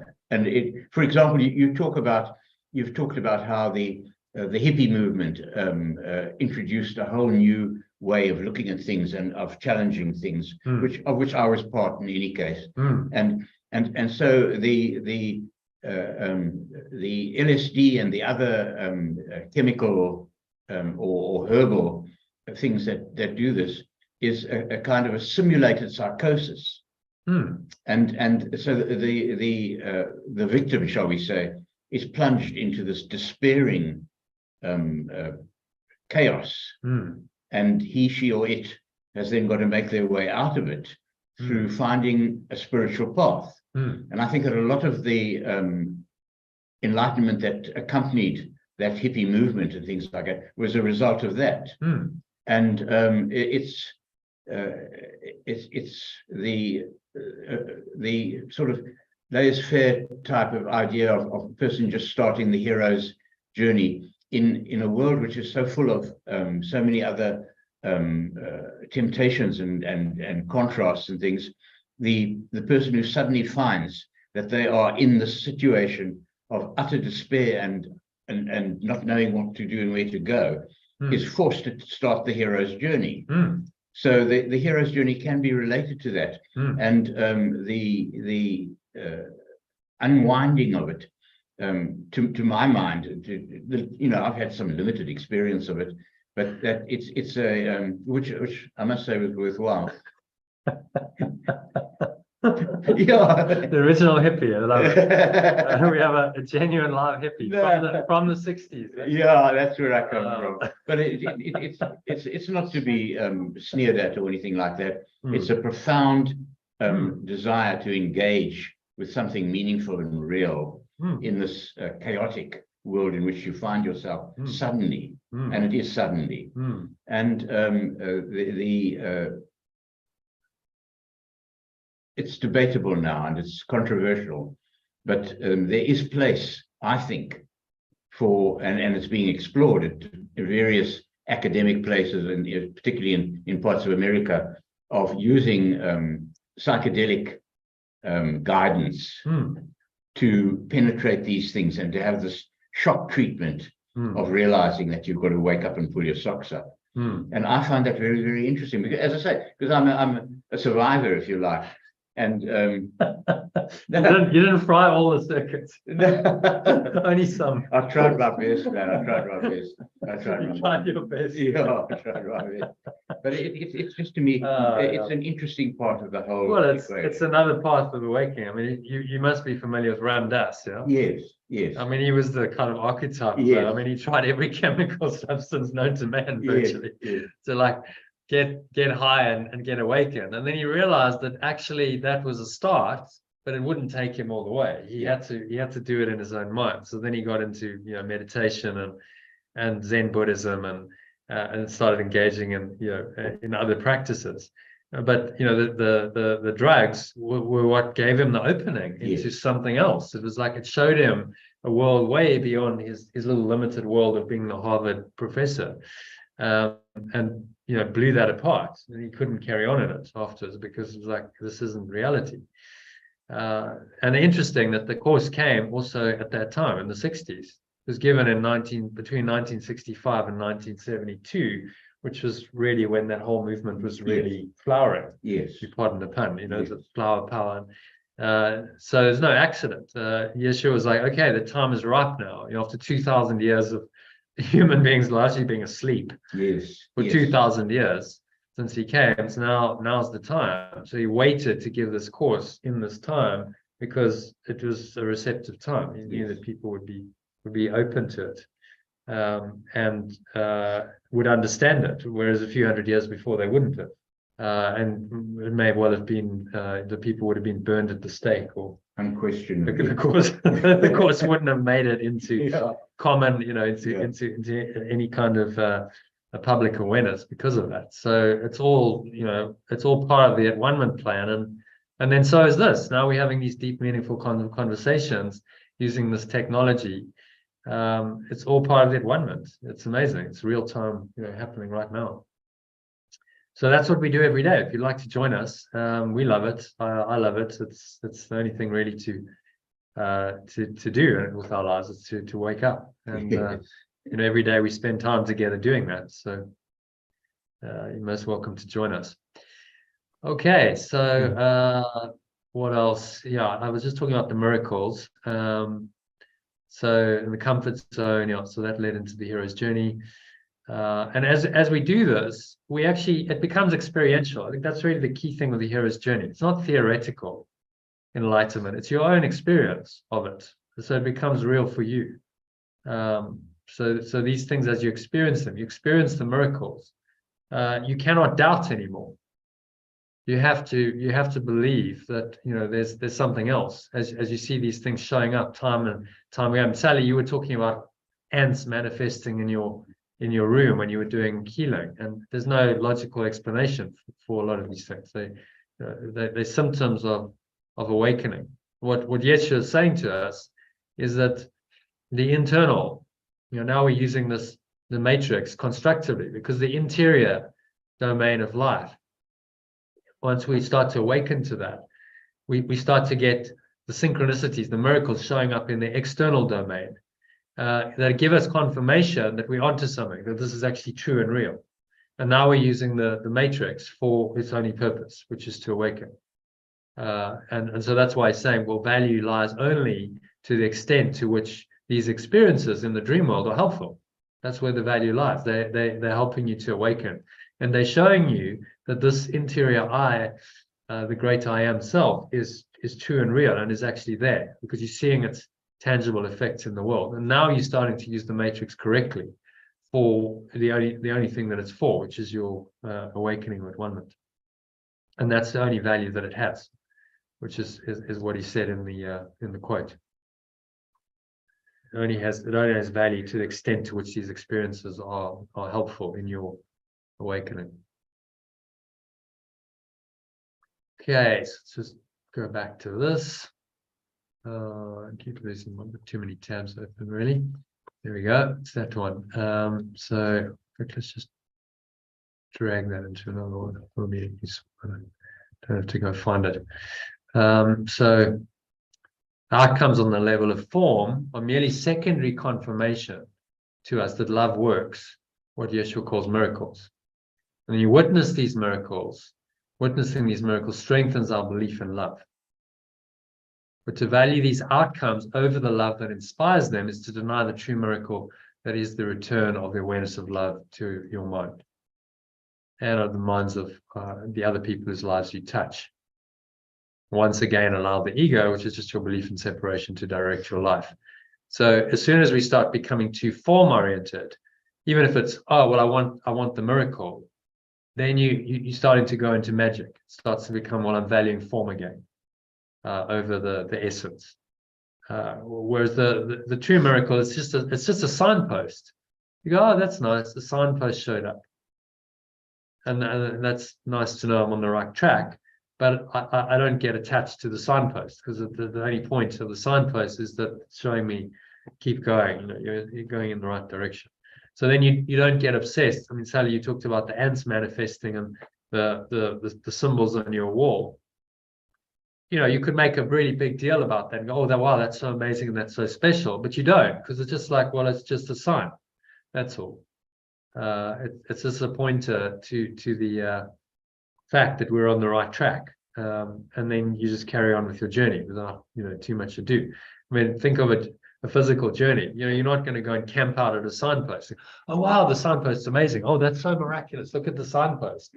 It would be delusional. The signpost is just there. You have a glance at it, you go, oh, cool, okay, so yeah, I know I'm on the right track, heaven ahead, 10 kilometers away. Okay, I know I can keep going. I think a lot of people do hang around the signpost. They do. Yeah.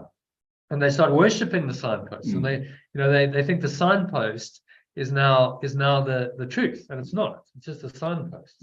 And so then in a lot of religions, they start worshiping the signpost, the artifacts and the images and the idols, and giving them value rather than going, these are just signposts to the ultimate truth, which is formless. It has no form, but we need signposts while we're informed to help us get there, but just see them for what they are.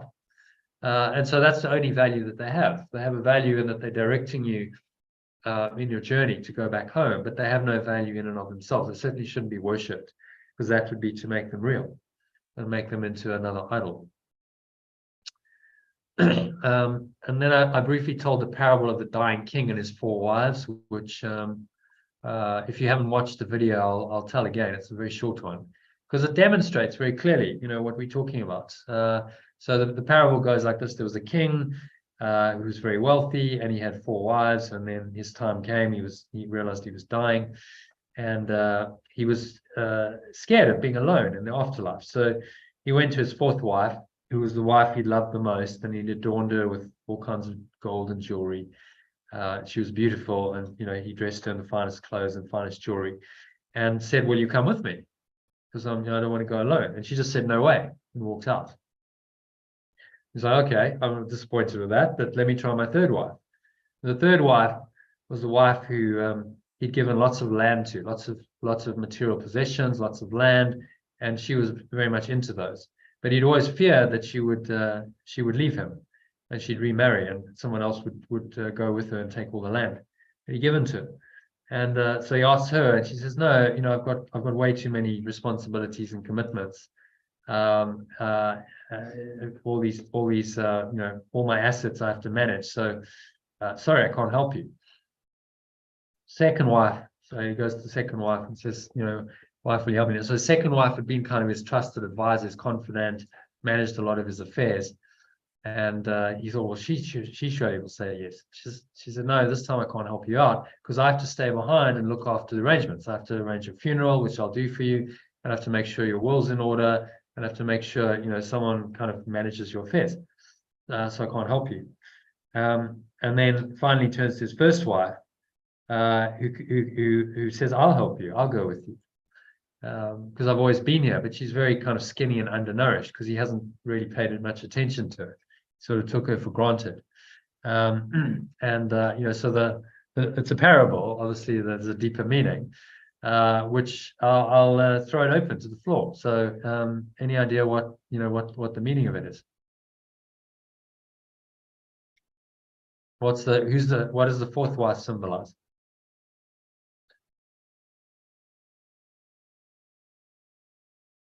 Was the fourth wife? Was that the ego? Was that the material? Well, it's ego? an aspect of, it's all ego, but it's an aspect of, so the fourth wife was the body. Fourth wife is your body. You know, so we have a body and we adorn the body with gold and jewelry. And, you know, we for most people, the body is their primary reality and their primary focus. And of course, the body can't go with you. So it says, no way. That's it. You can't go with you into the afterlife because the body's going to expire. The third wife is wealth, possessions, wealth, material stuff that obviously you can't take with you. So you got to leave all that behind. The Egyptians had this, you know, crazy idea that you could take it with you. So they build these huge pyramids, and they'd include everything, you know, everything that the king would need in the afterlife. It was completely delusional because you can't take any of it with you. So it would all just sit there and, well, actually it all got stolen. The robbers would go, "Okay, cool. let's go raid the pyramid because there's some good stuff in there." Which you know, it just shows you how temporary it is. So that's wealth and material stuff. Third wife is the second wife. Any idea what she symbolized?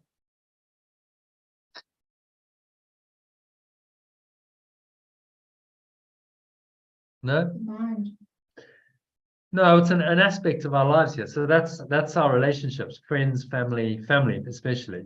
You know, who will, okay, so they'll stay behind, they'll look after our affairs.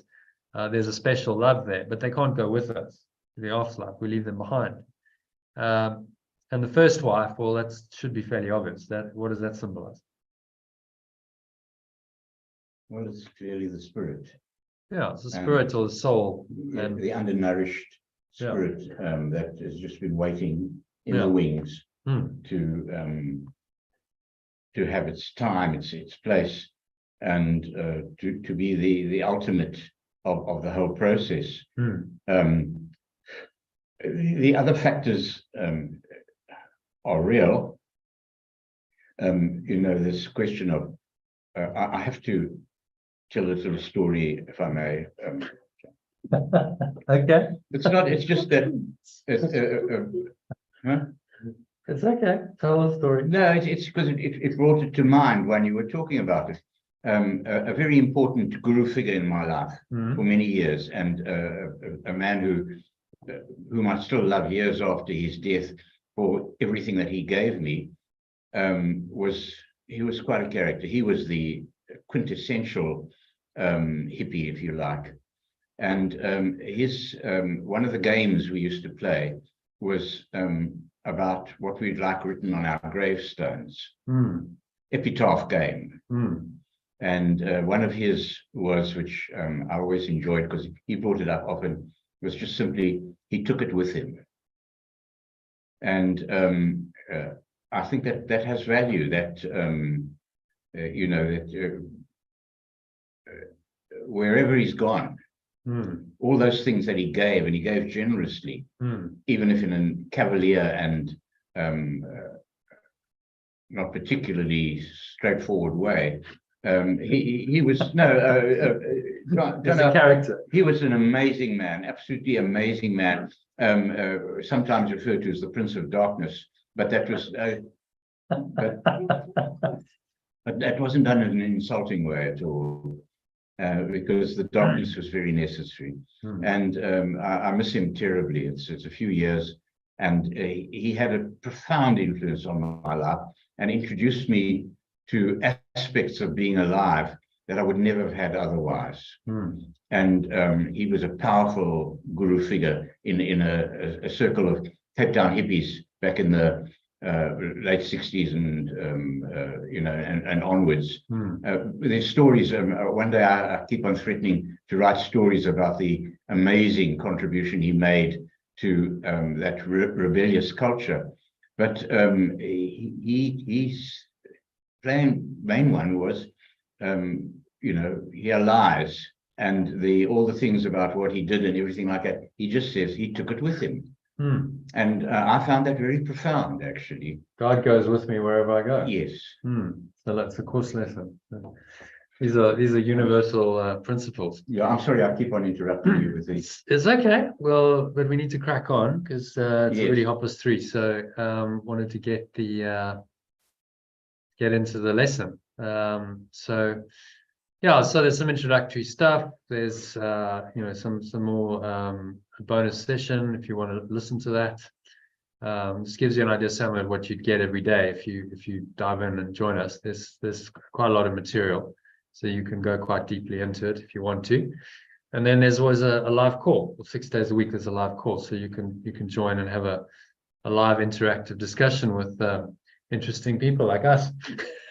Hopefully we haven't bored you too much. And then that leads us all nicely into today's lesson.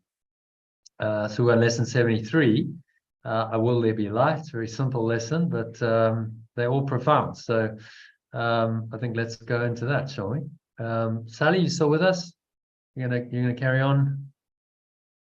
Got another hour or so? You just relocated. Yeah.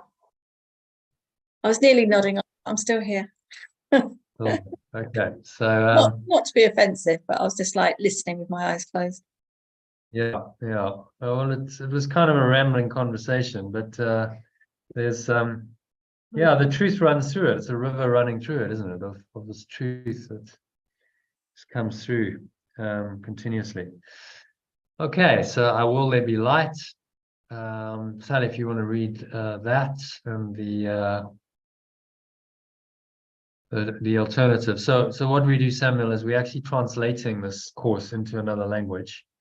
So some of the terms, like especially Christian terms like God and Holy Spirit and Christ, so on, just get translated because it seems to help people's understanding. Give them a deeper understanding of these ideas. So we do an original and then a translated version of each paragraph and each sentence. So Sally, you want to read the original translated? You know the drill by now, and take us through the first paragraph, please. I will be there. Will there be light? I choose to be in pure formless awareness. Yeah. Today, so the light is this just pure formless awareness.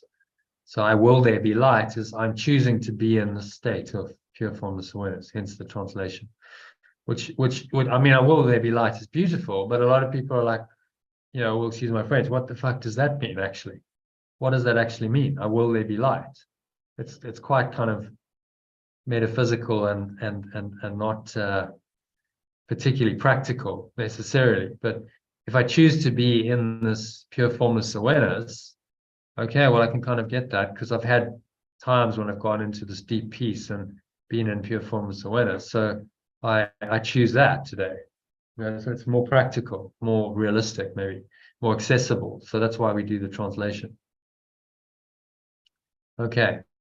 can I have it a wee bit bigger? Yeah. Okay. So I just do this. you just expand. Yeah, I think actually that may work.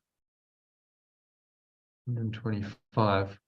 Is that big enough? Would you want it even bigger? That's all right. That's okay. All right. Today we are considering the will you share with God. Hang on. Not right, What is it? happened? No, that's the wrong. That's the wrong paragraph. Let's just fix that. I thought I'd checked it all. That's what happens when you do things in sleep deprived state. No way, document 10, it'll be here, will it? 10, 1, 2, no. Okay, well, let's just grab it from here then. Oh, it's complex. 73. Okay.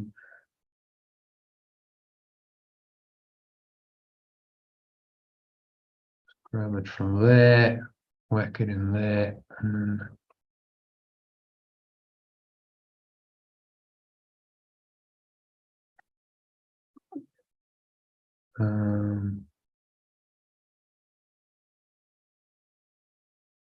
so we'll just have to translate it as we go.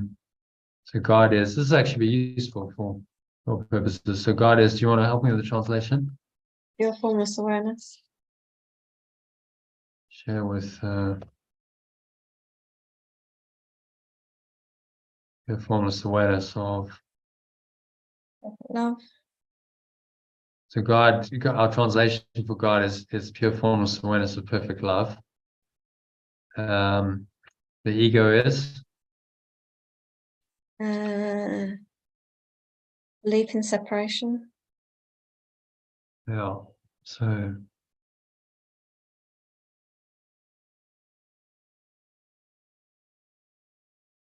ego is the belief in separations, idle wishes, out of which darkness and nothingness arise. Will you share with pure formless awareness? Perfect love has all the power of creation. So what we often do is we translate will as awareness. So the awareness you share with pure formless awareness of perfect love. And that should really be a capital, because actually it's the same awareness, capital awareness.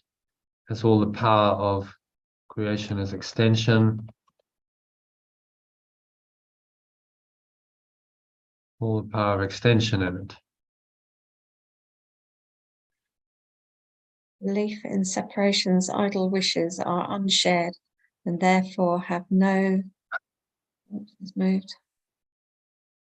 They have no power at all.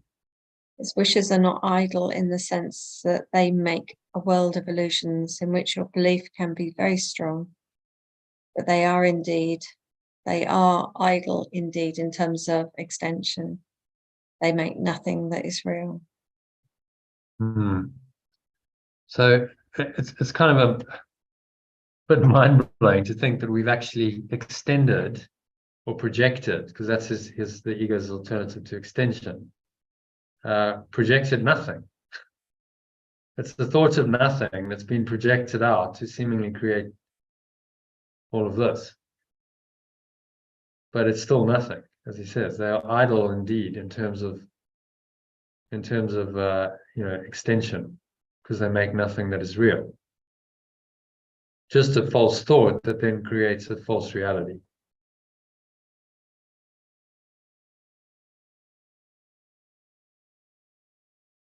It's really what he's saying here.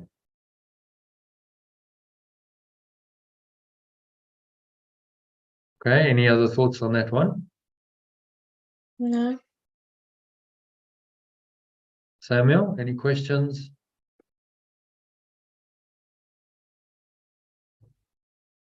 No. Samuel, realize what you've done. I think so. Yeah. I don't understand the question. I just asking if you clear on what what the message is. Any questions about what he's saying in that first paragraph and the translation? So do those translations sort of make sense to you? Yeah, honestly, I'm not in a very I don't know, I'm feeling very tired. This is like a really tired part of the afternoon for me. So I hit this 3 o'clock, 3 o'clock, and I'm lagging, and I often have a coffee right now. So I'm Right. struggling to focus. But You have a break, you have your lunch. You don't even yeah, have I a- didn't really. He wants his coffee, so do I. you want your coffee, yeah? Yeah. Right. No, Sally's there. What does Sally's she still there. want? Yeah. She's working away hard. Yeah. Is the word nothing important in that? What does nothing mean? Well, that's a good question. Yeah. So if you break nothing down, nothing's actually no thing. Yes. So nothing is actually formless, timeless, correctly interpreted. That's what nothing means. Yes. Nothing is actually the formless, timeless dimension of life that is real. But when he says they make nothing that is real, he's referring to the things of the world. Yeah. Yeah, it's actually all the things, some things of the world are illusion. They're made up by a false, because they're made up by a false idea. You see, this is the idea. So although they seem to have tangible reality, what underlies them is a false thought, that we are separate from our source. So everything that's created or projected out, so we say, to use accurate terminology, by a false thought must also be false. So therefore it's not real, therefore it has no ultimate reality, it's an illusion. So to value an illusion is to enslave ourselves into the idea that sponsored it, which is the false sense of self. But nothing is in itself an idea, Jono. I'm thinking of it saying, when you've got nothing to lose. It's that there's a feeling of nothingness that is quite cozy and warm, actually. Well, it's the bliss of just being. Yes. Yes. If I'm in my true awareness, pure formless awareness, then it's very blissful. So you look at a diagram like that, you go above the timeline, and you're not in any of the dramas of time. You're just in the nothingness, the no thingness of pure formless awareness, which has many names, as you can see. And it's escape. It feels blissful. It feels peaceful.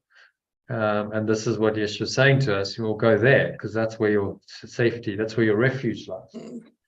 Is in this. Yeah, I've been there, came back from there, and then had to deal with all the shit of the world. Yeah, well, that's I had so many times. There were so many experiences of going into these states, and then I had to deal with stuff. So then you come back. I guess the only then you come back, and it's the same old shit. Yeah. But is it? Because if you have that perspective, you see, you know that there's something else. So let's say you're facing a drama in your life, it's a challenge. At least you know that there's this other dimension, there's this other reality, because you've experienced it. And so you can now interpret this situation from this perspective, from the perspective of the Holy Spirit, which knows that only that reality, the transcendent reality, is real, and that nothing else is real. And so that gives you a sense of perspective on this drama and challenge and whatever you're facing, to be able to not get so attached to it, not get so sucked into it that you believe that that's all there is. And so that reinterpretation then is the Holy Spirit coming in to reinterpret the reality of the dream and help you to let it go, undo your egoic attachments. The ego psychological and emotional attachments are these red arrows that pull you down onto the timeline. They want to root you onto the timeline and into your separate identity. It says, yes, you you are Samuel Adams and you do have all the shit going on in your life, and that's the reality. And the ego is very attached to that idea. But the Holy Spirit, which has access to this domain but can also perceive, says no, that's actually not true. None of that stuff's true. You know it's not true because you had this experience of pure formless awareness. So you know there's something else. So don't forget that. And that's that's the path. That's the path of awakening. It's to continuously reinterpret all of these egoic thoughts and emotions, and simply let them go to the light of truth, and bring in the Holy Spirit, which says, none of that's true. Actually, all that's true is nothing. Nothing is true. And the truth is nothing.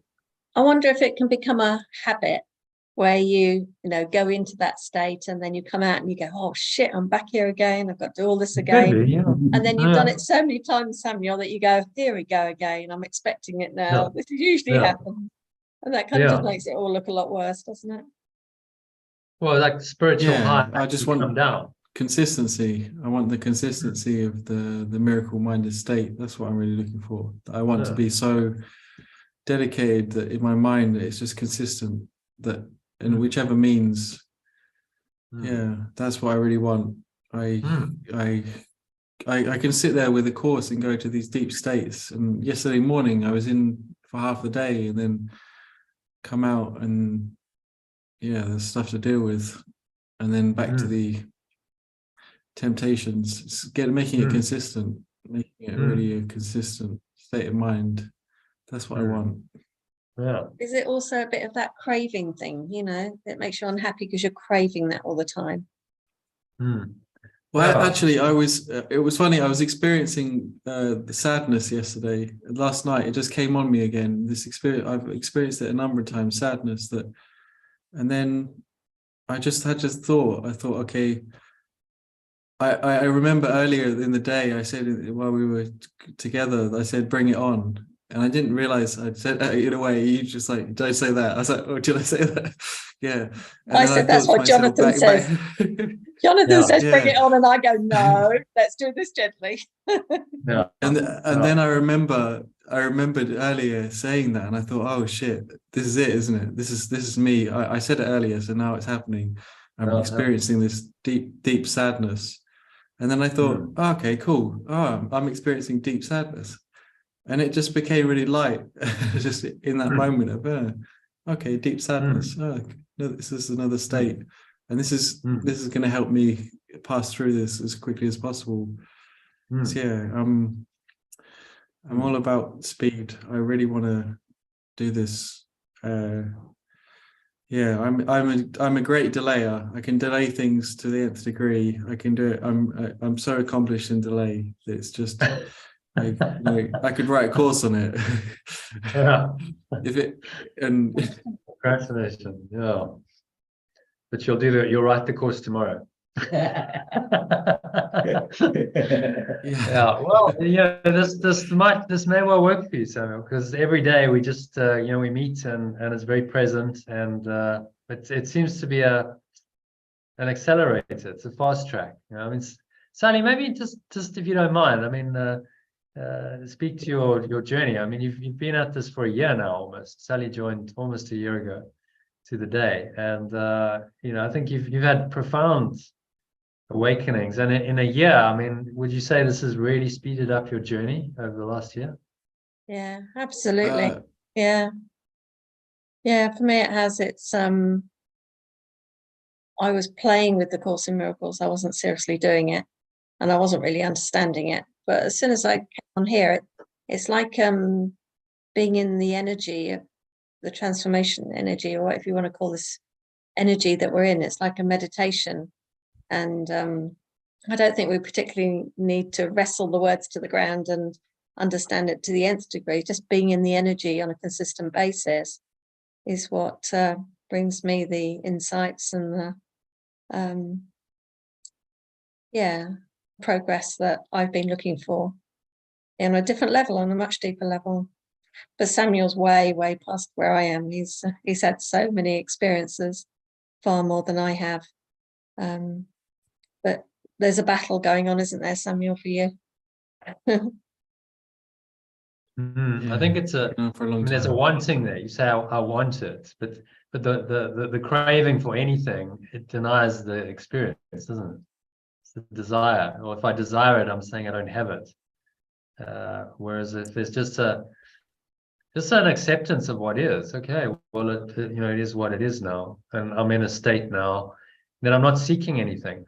I'm not craving anything. I'm just where I am now. So that's going to put you into that more continuous kind of flow or miracle-minded state, where you're not seeking or desiring or wanting anything. You just go with the flow, and you're doing what you do, and it is a more constant state, because the spiritual high followed by the spiritual low is the roller coaster ride. Then the high is followed by the low. Isn't the kind of stable miracle-minded state that you say you want. So what I found is this path is a path that's designed to be lived in action. It's called A Course in Miracles, because the miracles are you engaging in the world. And so it could be called A Course in Flow, because miracles are the same thing as the concept of flow, the psychological concept of flow. It's a course in flow. How do you live in the world, but not be of the world, to phrase it another way. So very much, you're doing what you're doing in a kind of stable, not too many fluctuations. So you might not have the spiritual highs, but you also don't have the lows. There's more of just a kind of stable, and you're being done through. The spirit is coming through you, and it is really doing it. So I'm in a phase where I don't have that much time. My spiritual practice is the course and running these sessions and guiding meditations, but that's okay. I'm not craving, seeking something else. It's just, that's what I'm doing right now, and I just go with it. And then when it changes and I have time to meditate, then I do that. And if not, then I carry on. So I think the key thing is no craving, no seeking for some other state than what you're in currently. That's a Buddhist insight, as you're probably familiar with the Buddhist teaching on craving. But Yeshua calls them idle wishes. In today's lesson, he calls them idle wishes. These idle wishes are the cravings of the ego, and that could include the craving to be on a spiritual high. See, whatever you're craving is an idle wish, because you're actually denying the reality of that by wishing for it, by craving it, saying I don't have it. And so that's why it's the source of all suffering, because I'm really saying by craving it that I don't have it, and so then you feel disconnected from it. John, again, I'm sorry to keep butting in and things like that, but it makes, all this makes me think, and Chrissy just laughs at me. This major craving that I see is one that interests me, and that's the desire to stay in the now. That's the how does that fit into the desire and craving thing? Well, if you desire to stay in the now, then by definition you're not in the now, are you? Yes. Because you're desiring it. Well, you wouldn't desire it if you already had it. Yes, but So that's the paradox of it. I desire it. I really want to be in the now. Well, that desire takes you out of the now. yes. You see how it works. Whereas if I'm just in the now, then I don't need to desire it, because I am it. Yes. I am in the now. There's Yes. no desire Yes. left. Yes. So that's the collapse. The collapse of all desire puts you into the state of pure formless awareness, which is it just is. It is now. So the flow state is really what is now, and I'm actually content in what is now. Yes. Yes. It's okay. I'm not craving some other state of mind. So I think, Samuel, what you experience is common. A lot of spiritual seekers get into that, craving, seeking the spiritual high, and then by the seeking of it, by the craving of it, they deny it, and they separate themselves from it. And then, of course, it comes. It might come, and then you lose it, and then there's the downer. Whereas if you can drop that desire and go, well, actually, it just is what it is right now. Yes. I'm in the now. Yes. I might not be ecstatically blissful, Mm. but it's okay. I'm here and it's now. I'm here and it's now, and I need nothing else. You know, the Zen Buddhists call it, you know, before enlightenment, chop wood, carry water. Yeah. After enlightenment, chop wood, carry water. Yeah. Okay, I'm just doing it in a different Yeah, state of mind, yeah. because I'm not dissatisfied with chopping wood and carrying water anymore. It Mm. just is what it is. I'm Yes. just doing what I do. Yes. And so there's an acceptance of what is moment by moment, rather than a craving for some other state of mind. And that will help you to collapse the duality of it, and stay Yeah, in that more stable, miracle-minded state. Yeah, I have And, been. you know, if the experiences I come, found they that come. focusing. Hmm? Yeah, no, I just I have been focusing more on the ideas, you know, of we are spiritual and this is light, and nothing here will give me anything that I really want. I mean, I've been through periods. I was just reflecting over the past few weeks. I went through a year, like 5 years ago. I had this 1 year where every day I would hear the same thing, but I didn't really believe it. So it drove me a bit nuts. And all I heard was, "You do not want the world you see, for it's disappointed you since time began." And that section would repeat itself in my mind daily, continuously. And I was just thinking about it the last maybe week or two, just like what, like I ran away from the course at that point in a way. Like within a year or two of that, I just was frustrated with it. You know, that I wasn't getting it. I wasn't experiencing consistency, and my world was still remaining the same, and nothing in the exterior changed. And I had to leave my experience at the time because it just wasn't serving. Yeah, I think that I'm noticing recently as well that I need willingness to allow that whatever I'm experiencing to collapse as well in the physical. Like, because I think it can. I was just thinking this the last few days. Everything around me is keeping me as well to my structure of myself. So I have to be willing to let anything go that's not helpful. You know, the course says that things can shift and change according to your needs, according to what's needed for your awakening. Some people will be dramatic. Some people maybe it'll be slighter. I was just thinking recently that sometimes I just need I just need to allow the shift to happen, and that maybe the position I'm in, maybe where I'm working, whatever I'm doing, I need to shift as well. And if I'm not willing to shift that, then I'm stuck in some sort of, I can say it's okay, but then at the other side, I hate my experience, and the spirit is saying, okay, you need to just accept that this experience is not helpful for you right now. And you know, because I'm it's just the work I'm doing at the moment, it's feeling like it's just a drag, and I'm trying to be in the moment, but it's a drag. So accepting the now, and it's okay for me at the moment doesn't seem. It's okay, yes, to be in the moment, to be now, and I'm accepting the experience, but also accepting the idea that things have to shift. Like, things may have to move. It shift in a dramatic way.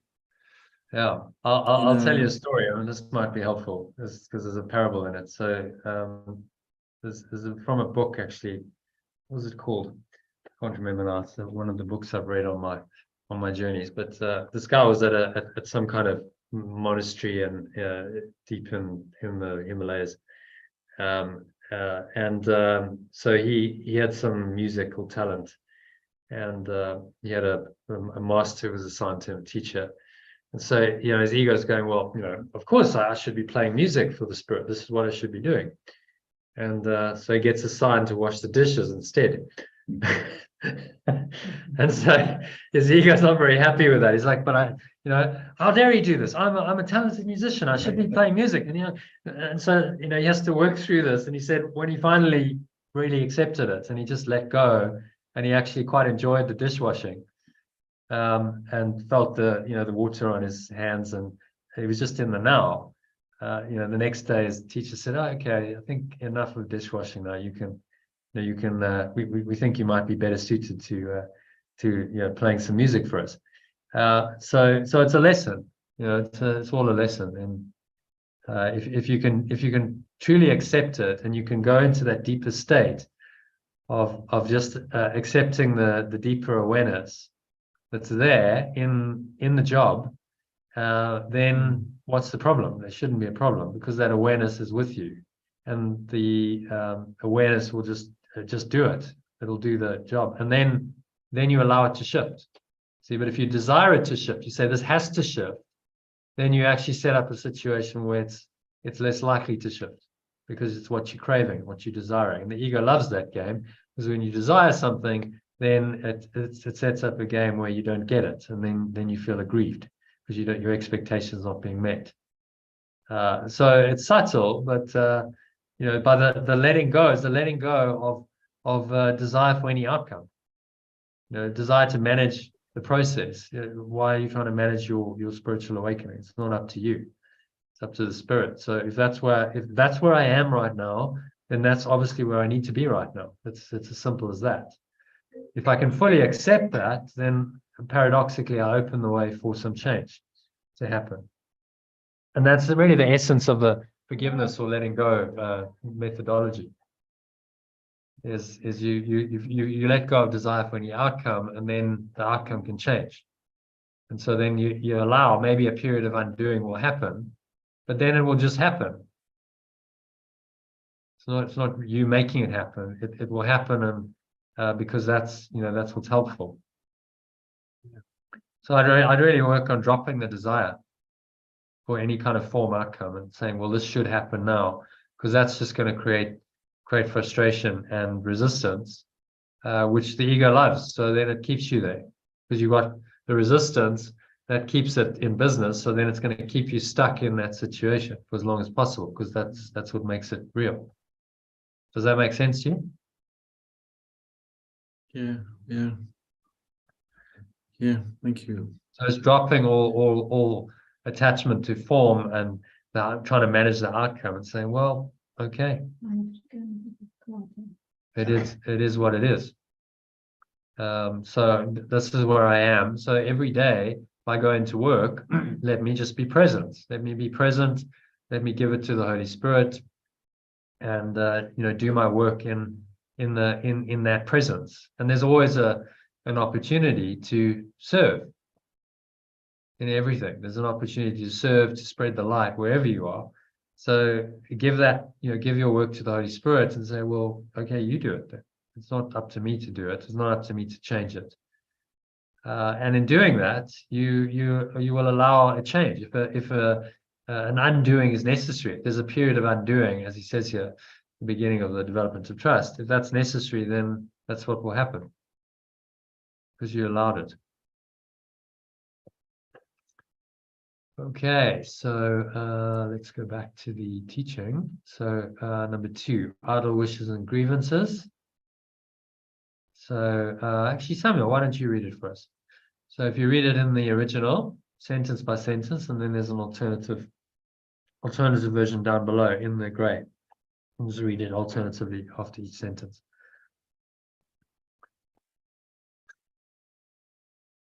Idle wishes and grievances are partners or co-makers in picturing the world you see.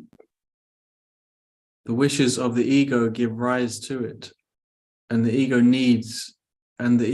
need for grievances, which are necessary to maintain it, people it with figures that seem to attack you and call for righteous judgment.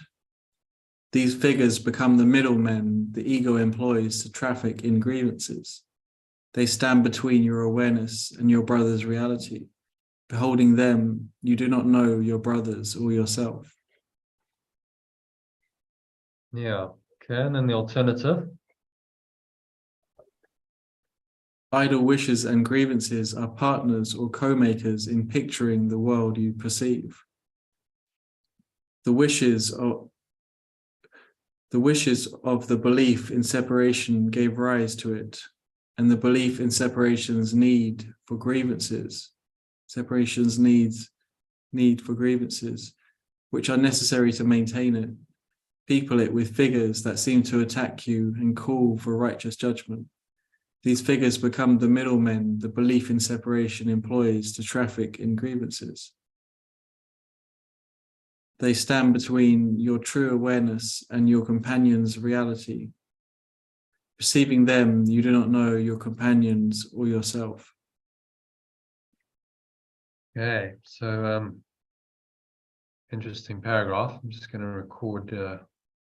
Summary. How would you summarize that? What's he saying there in a nutshell? So anything that you want in the world, idle wishes, anything, even the little desires or the grievances that you don't get what you want, they are out picturing your world and reflecting back to you what you want to perceive, what you want to think of as your reality. Yeah. So when I don't get what I want, I get upset and then get frustrated, and that just keeps on reconfirming that I am this person in this world. Partners or co-makers in picturing the world you perceive, and the only purpose of that is to make the separate self that you think you are real in your mind. So idle wishes are the desires or the cravings, as in the Buddhist teaching they call it a craving. And the grievances are aversion. In the Buddhist teaching they call it aversion, where you don't want something to be. So it's actually another form of desire, because you're saying, I really don't want that to be the case. That shouldn't be that way. Right? So it's a desire for it not to be that, be a certain way. But all of it takes you out of the now. All of it separates you from your true awareness, the deeper awareness that is the truth of you, and makes the ego real. So the wishes of the belief in separation gave rise to it, the world, and the belief in separation's need for grievances are necessary to maintain it. Peoples that with figures seem to attack you and call for righteous judgment. And then I love, this is a great analogy. These figures become the middlemen that belief in separation employs to traffic in grievances. It's a great use of a word there, because we know in this world, trafficking is associated with things like drug trafficking, arms trafficking, sex slaves, and so on. All this, it doesn't have a good association in this world, the idea of trafficking. So he's using it deliberately to kind of just show us the really dark side of what the ego does, using all these figures in the dream to traffic in grievances, to bring these grievances into our lives and carry them around. The ego's job is just to traffic in these grievances. So the world becomes a grievance creating machine, and then the figures in it are the traffickers in these grievances that carry them to and fro and distribute them around. So it's quite a good analogy to kind of wake us up to what's really going on here. And then those grievances stand between your true awareness and your companion's reality. Perceiving them, you do not know your companions or yourself. So those grievances are what cause us to disconnect from source and keep our separate self alive, and that's the purpose they serve. And so what I love about these lessons on grievances is he's saying, well, this is the only purpose. Make it very explicit. This is why you do what you do. And so the pattern you've got of the wishes and the grievances going on then keeps your separate self in business, and it keeps you away from that which you say you want. And clearly a part of your mind doesn't want it, because it's playing this game with you to prevent you from experiencing that. Does that make sense?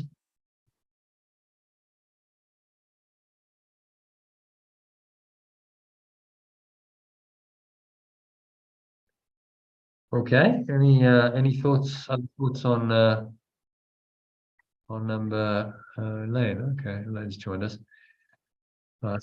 Any other thoughts on that paragraph?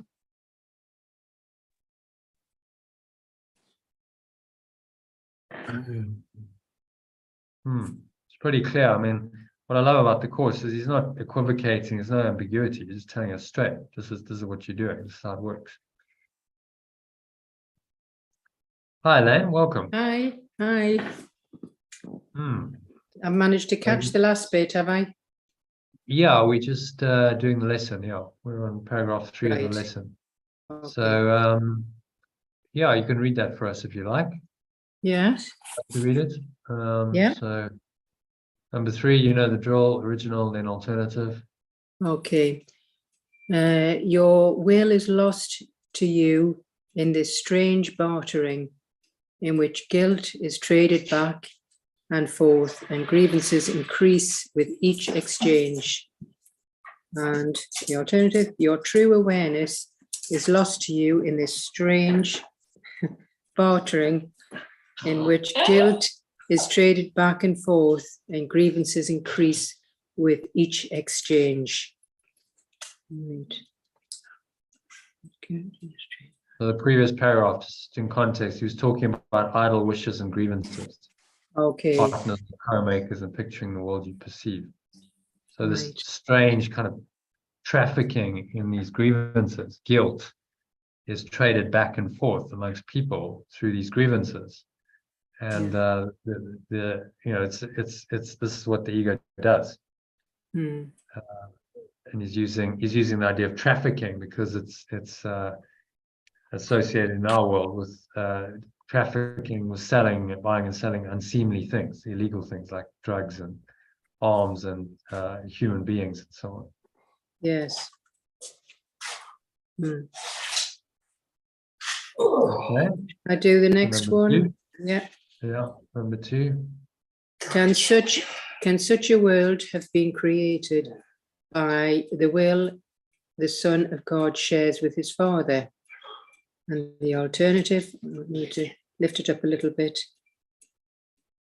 And can such a world have been extended by the awareness, the extension of perfect love shares with its source?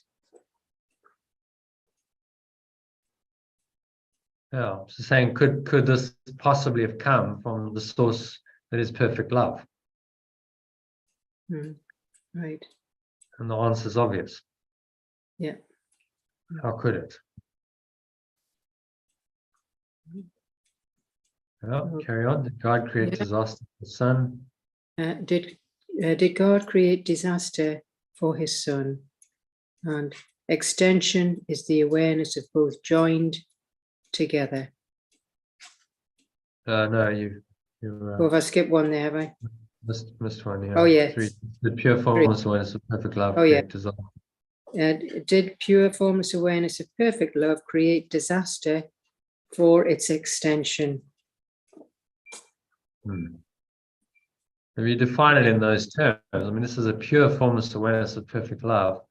How could that doesn't even know about disaster? It doesn't conceive of disaster. No. It's not in its awareness.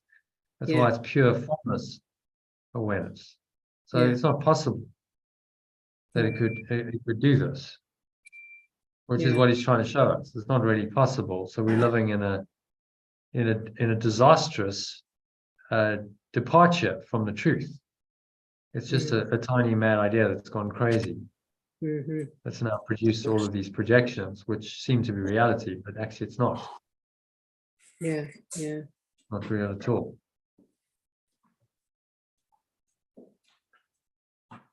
So Okay. 4, creation is the will of both together, and extension is the awareness of both joined together.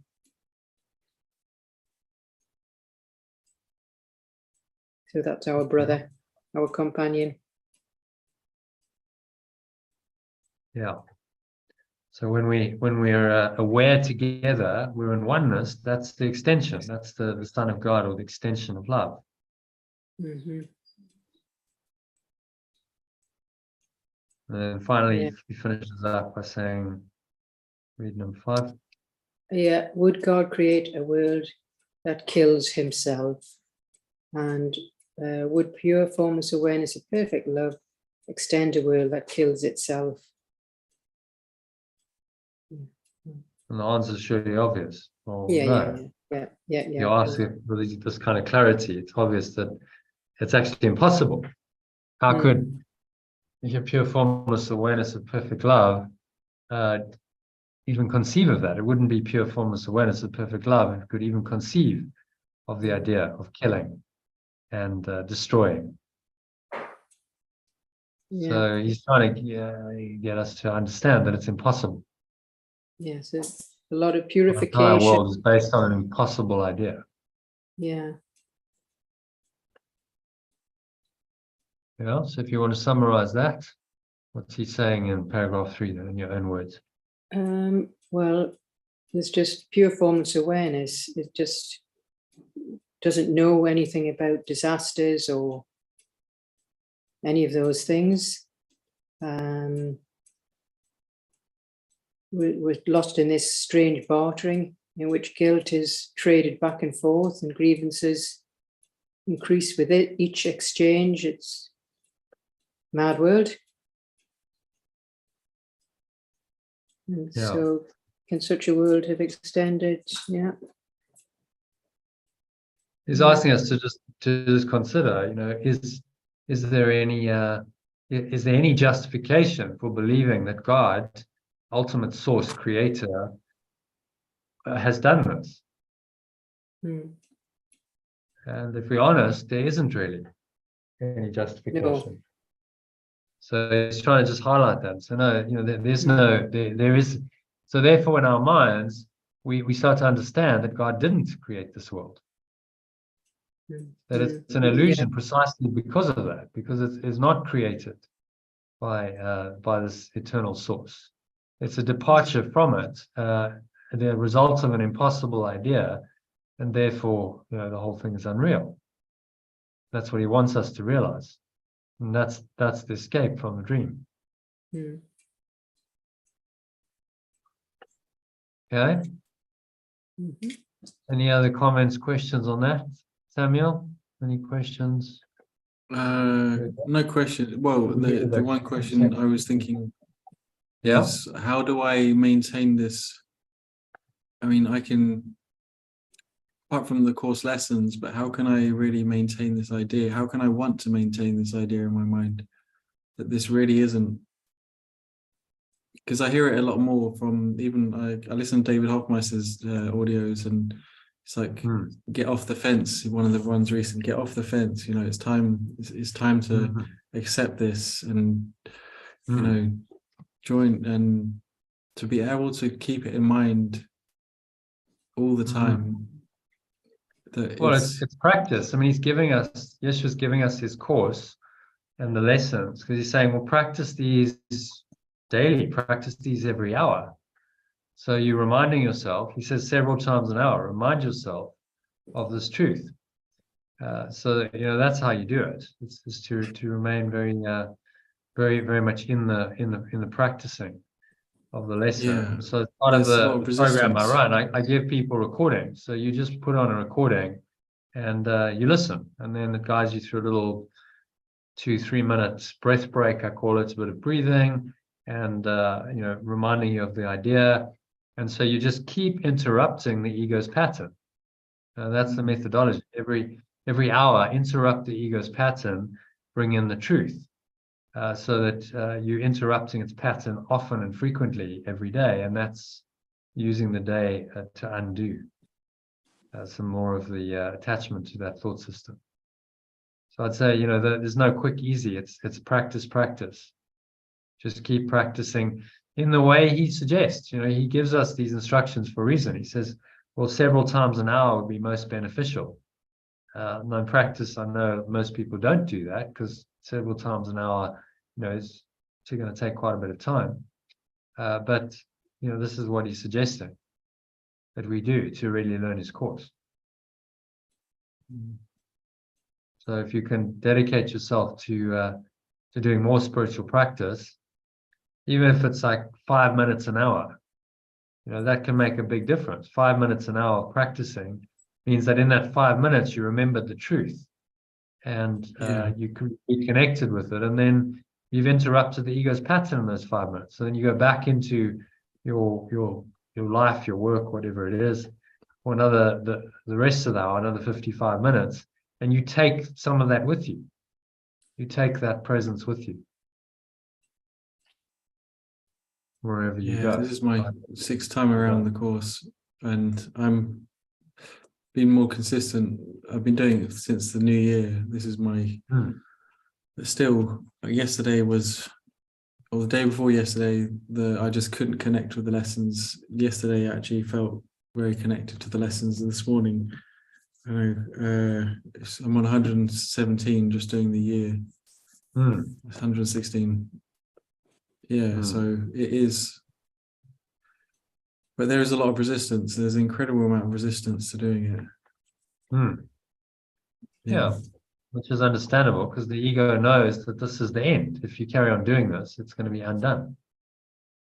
This course works. It does what it says it's going to do, which is the undoing of the ego and the resurrection of your mind into its true awareness.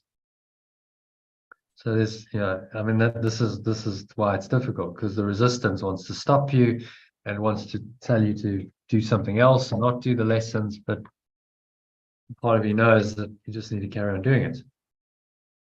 It's not a quick fix. I guess the flip side of the procrastinator, as you said, is the quick fix, isn't it? That's almost the other side of it. So you don't look for a quick fix. You just go, okay, I'm practicing. I'm going to do it, as closely as I can. Follow the schedule that Yeshua gives us for the day, and remind yourself. And there's many ways you can do that. There's apps that you can set a reminder on your phone. As I said, if you join the program, I'll send you little breath breaks, I call them, which are little mini meditations for sometimes 2, 3, 4 minutes, which help you to practice the lesson in its short form. So you just put that on, you listen to it 3 minutes, 4 minutes, and then carry on with your day. And then you repeat the formula the next hour. And that's that's how you're gonna undo it, systematically and progressively. Does that make sense? Does that help? Yeah. So it's just disciplined, disciplined practice. What you're learning is the ultimate skill. This is the ultimate thing to learn. It's collapsing the ego. It's letting go of everything that you thought was real. And that's not going to be easy. So when you accept it's difficult, you accept it's not going to be easy, then your journey gets a lot easier. You see that? So I don't have a false expectation that this should all be easy and roses. I understand that it's a process, and everyone's had to go through it. Yeshua, the Buddha, anyone who's ever awakened has had to go through quite a tough journey to get there. Okay, so that's number 3 done. It's moving swiftly on to number 4. So I think it's your turn, actually. Would you like to read for us? Me? Yeah. So read the original. Today we will try once more. Today we will And try then the once more. alternative, sentence by That sentence. is in accordance with your will. The light is in it because it does not oppose the will of God. It's not heaven, but heaven shines on it. I'm just assuming. The light of heaven shines on it. Darkness has vanished. The ego's idle wishes have been withdrawn. Yet the light that shines upon this world reflects your will, and so it must be in you that we will look for it. Yes. And then read the alternative. Today we will try once more to reach the world that is in accordance with your awareness. Pure formless awakeness is in it because it does not oppose the pure formless awakeness. Awareness. awareness Awareness. But of, yeah, same of thing. perfect love. It is not heaven, but the pure formless awareness of heaven that shines on it. Limited awareness has vanished. The belief in separations, idle wishes have been withdrawn. Yet the pure formless awareness that shines upon this world reflects your awareness, and so it must be in that, or in that you will look at for it, in that you will look for it. Yeah, So heaven is the ultimate state yeah, of pure formless awareness. So the ultimate state is permanence. So when no ego is left, there's no body, there's no form. Ultimate state of pure formless awareness. So you're not quite there yet. You've still got some ego and some form identity going on. The pure formless awareness of this ultimate state shines on it. So you know, we experience the light in this world. It's a little shining, a little crack, if you like, through the ego's veil of illusion that's shining into our mind and into our world, showing us that there is something beyond it, which shines on it. Okay, number 4. limited awareness has vanished. The belief in separations, idle wishes have been withdrawn. Yet the pure formless awareness that shines upon this world reflects your awareness, and so it must be in you that we will look for it. Yeah. So we translate heaven as a state of mind. It's pure Yes. formless awareness. Yes. There's no form to it. It's pure. There's no subject-object dualistic thought. Is it not just being, John? Well, you can call it being if you Yes. want. Yeah, just different language. Beingness is another pointer to the Yes. same thing. You know, I'm just when I'm just being, and I'm just aware of awareness, then there's no subject-object thought in Yes. the way that we think of. You know, most thoughts are I, subject. Think about you, object, or this glass, or something that's outside of me. That's how. What does it mean by limited awareness has vanished? What is limited awareness? Well, it's a translation for darkness. Oh, So it's limited awareness is when I'm not aware of the whole. I'm not aware of oneness, and my mind is very limited to this world yes. and to the world of form and my interpretation of the world based on the level of form. So that would be I'm desiring, I'm craving, I'm holding grievances because my awareness is so limited. I'm not tapped into who I really am. Okay, so do you want to summarize that for us? What's he saying in that paragraph briefly? Number 4.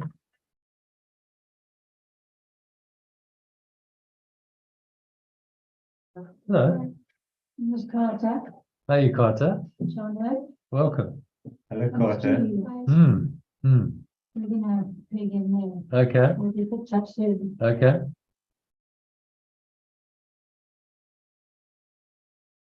So, yeah, do you want to give us a little summary of I that? struggle a bit with this interpretation thing, Jono. I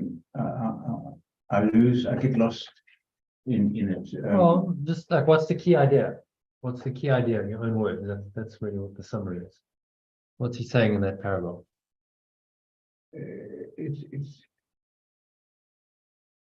the awareness is everything. That nothing else is necessary to even consider. It's just that pure awareness, and there are no reservations or degrees. You either have that pure awareness, or you don't.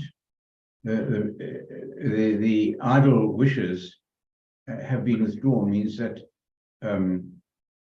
you're seeing through the barrier that your ego is presenting, and that capacity is as a result of the pure formless awareness, and it reflects your awareness, and so it must be that you look for in your own life, that we will look for, and it's, for me, there's a certain amount of uphill in all of these divisions and considerations, which I can't get on top of, Jono.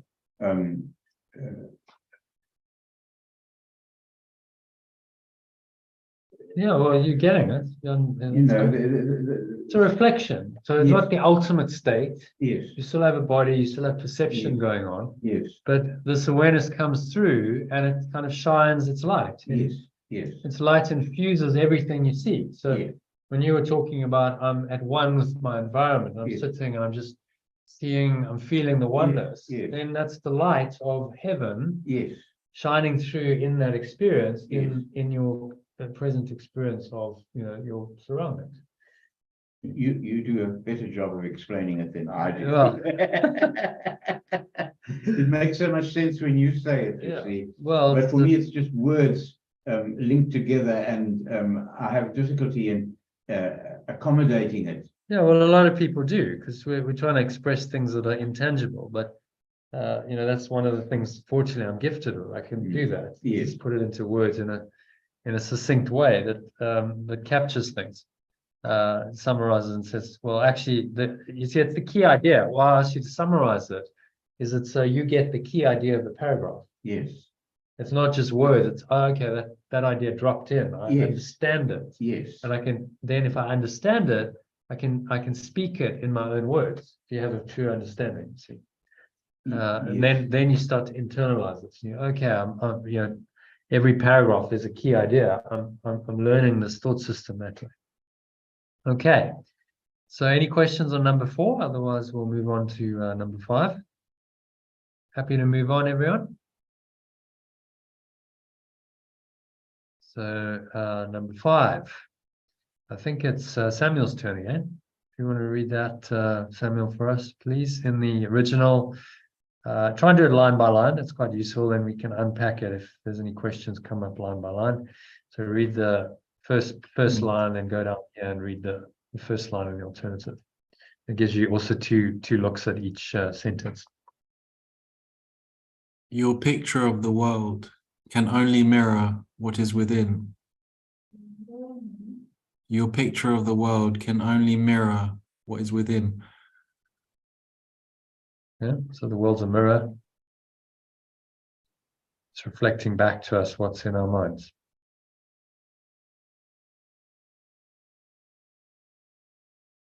Can we carry on? Yeah.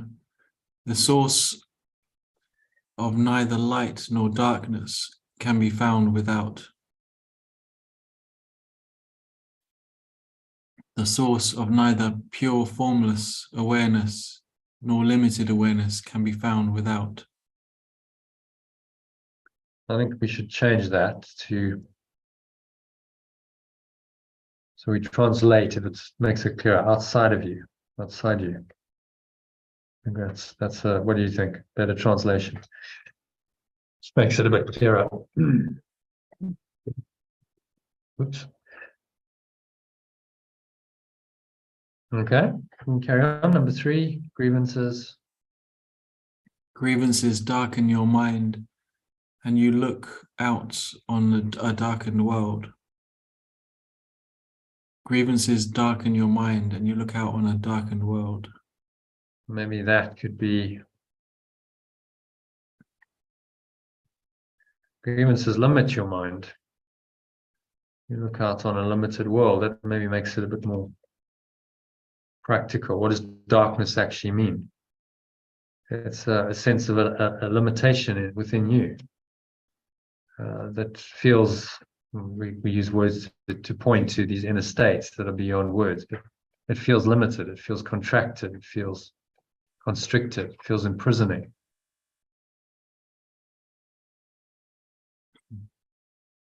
Okay, so grievances limit your mind. You look out on a limited world for that reason. The world just reflects what you are perceiving within. Forgiveness lifts the darkness, reasserts your will, and lets you look out upon a world of light. Okay, so the translation might be interesting for you. Read that. Letting go lifts the veil of limited awareness, reasserts your true awareness, and lets you look out upon a world infused by pure, formless awareness. So you see, like the translations just hopefully reveal a bit more of what it's saying, the deeper meaning. So the letting go lifts that veil we talked about of darkness,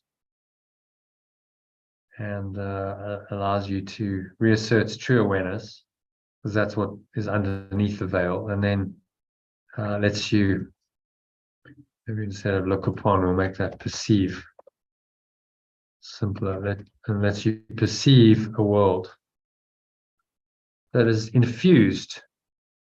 I quite like that word, that's why I use it, infused by pure formless awareness. So God is in everything I see, because God is in my mind. That awareness is in my mind, and so therefore I see that awareness everywhere, in everything. And this is the enlightened perception that this mind training is leading us to. You see it everywhere because it is everywhere. It's the very essence of everything, but you just couldn't see it before.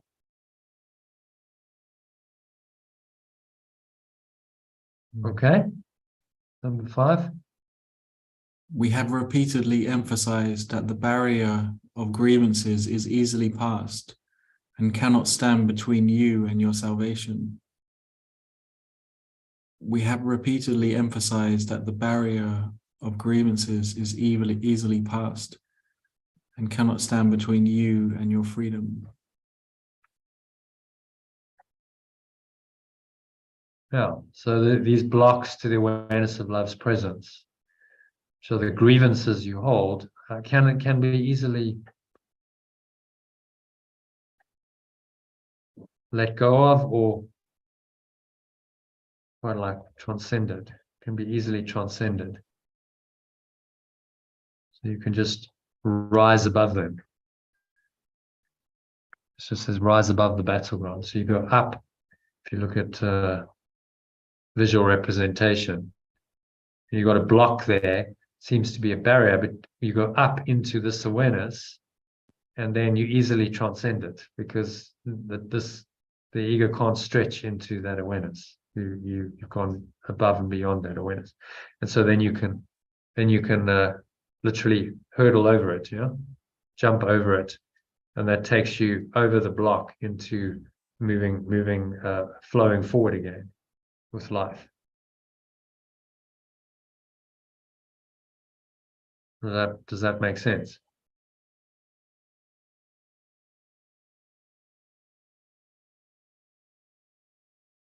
Yeah. Okay, carry on. Number 6. The reason is very simple. Do you really want to be in hell? Do you really want to weep and suffer and die?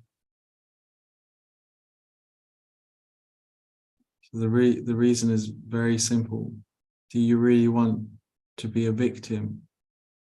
Do you really want to weep, suffer, and die?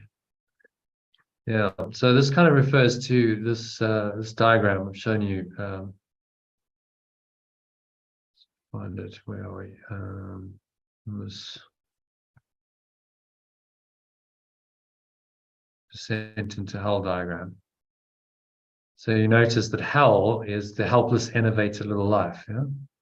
It's the bottom of the of the ladder of separation. So it's the final outcome of the ego's faulty belief and thought system, that you would believe that you are a victim of a cruel world that's very unfair to you, and you're living a helpless, innovated means weakened, a helpless, innovated little life as a victim of this cruel world of limitation, lack, loneliness, and suffering before you die. So that's what hell is. So we just translate hell to victimhood. Do you really want to be a victim of the world? Because hell is to be a victim of the world, be at the mercy, not at the cause, but at the effect of a cruel place that does this to you. There's nothing you can do about it. Yeah, I was thinking, how can I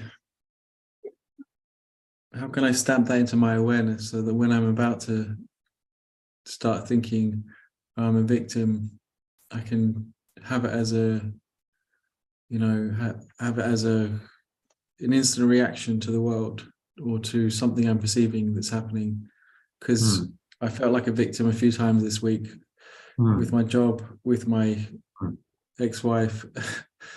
And I went into it and I realized afterwards, and then what I was doing, but I was thinking, how can I,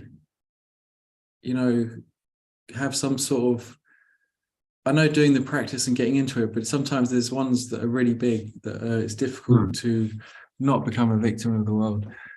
The big ones, how can I, in the beginning of it, even sometimes, I think I was, a few days ago, my ex-wife did something really that, I made it real, and I judged her for it, and I moaned about it because it was just a repeat pattern that I have to deal with in my experience. So I made her the cause of my experience. But how do I trigger at the beginning of all that activity, just before I'm about to go into it? How do I put a trigger in or put something in so that I just don't go into that state? Because I know it's possible. And actually, it even happened to me recently. I was almost about to go into the state, and I just had the thought, because I've been reading the part in the Course that you have done this unto yourself, and is this you would undo. And I just heard it in my mind. And I thought, okay, it is. I've done this, and it is this I would undo. But I don't consistently do that. I don't. But it did pull me out immediately. I realized, wow, that was cool. That was just like a little hint. But how do I stamp it in my mind every time? If you were practicing regularly, so you practiced every hour as Yeshua recommends you do, then that thought comes in and you just bring in the practice. And you saw how effective it was. There you brought in just a simple sentence that states the truth, and it stops it. So this is why he's saying, look, practice this several times an hour. He doesn't say that for no reason. He's telling us to do it because he knows how deep-seated the ego is, and he knows that the more you interrupt its pattern, the quicker your progress is going to be. So get into the habit of practicing it at least once an hour, and then when the ego comes and you get a trigger like that, you just, okay, well, I just practice then. I'm so in the habit of practicing, I just bring in the lesson and I do the practice, and I've got the thought. Any lesson of the day will undo that. It'll be the interruption of the ego's pattern. So again, the answer is you just get more diligent in your practice. And the more you do that, the more you become really fine-tuned to this thought system, the easier it gets. Because when there's a contradiction to it that comes in, and the ego wants you to be a victim again, part of your mind just goes, no, the Holy Spirit just goes, no, that's ridiculous. I know that's not the case. Okay, just do your practice. Bring in the lesson for the day, practice it, let that thought go, and you start getting better and better at it. Like anything you practice regularly. If you're gonna become a master of anything, let's say you wanted to learn to be a concert pianist, play at the Royal Albert Hall and stuff, you'd be needing to practice daily, hours. But it's the same thing applies with this. You want to become a master of your mind, a spiritual master. It's like daily, hourly practice over and over and over again. And the more you do that, the more aware you'll be, and the more you'll be able to catch those thoughts. And when they come in, you go, oh, I got that. And I don't go down the rabbit hole with it and believe in it. I caught it when it entered, and I dissipated it using my practice. So, more discipline. And, part of the reason why I've developed a program to support people in this is because, they often need some support. You need reminders. So having a recording that's there, you can just put it on and listen to it. It makes it pretty easy. Okay, I don't have to get the course out and remember the lesson. I've got this recording on my phone. I just tap that. I can listen to it anytime as long as I've got a phone. I can listen to it, at work. I can listen to it on the tube. I can listen to it, wherever. So I can practice wherever. So it's trying to, make your practice pretty central to your life, so that you do this. I mean, think of yourself as an elite athlete. You're training to be this is the ultimate accomplishment. Enlightenment is the ultimate human accomplishment. So you dedicate your life to the mind training. Say, well, I'm training, and in the process of that, I become more and more aware, and the rewards are immediate. In the moment, I'm more conscious, I'm more aware, I'm enjoying my life experience more. So it's not like I'm waiting for years for the results. I get the results moment by moment in my experience of my practice. And I become stronger and stronger, better able to deal with those ego tests that come up because I practice so much. So that's the way. If you think of a master concert pianist or a tennis player or something, they're in a difficult situation. Let's say they've got thousands of people listening to them, and they've got to play this incredibly difficult work. But they practice enough so that they can just do it unconsciously. It just happens. The same with the tennis player, playing final of Wimbledon. And how do they do what they do? Because they've done it so often that they forget themselves. There's no self doing it anymore. It just happens. And they're not self-invested anymore. But there's been thousands and thousands of hours of practice to get them to that state, into that state of mind. And so in the same way, Yeshua's saying, we'll practice and practice and practice, because that'll make it perfect. And that's why he gives us these instructions to practice every hour, several times an hour. He's not saying that because for no reason. He's saying it because he knows that's going to work. So if you can be more disciplined in your practice and do it every hour, then you'll probably see that it does get easier, and you'll be more able to catch those ego temptations and not let them develop into a full-blown ego thought emotion for hours. You just catch it and you stop it there in its tracks.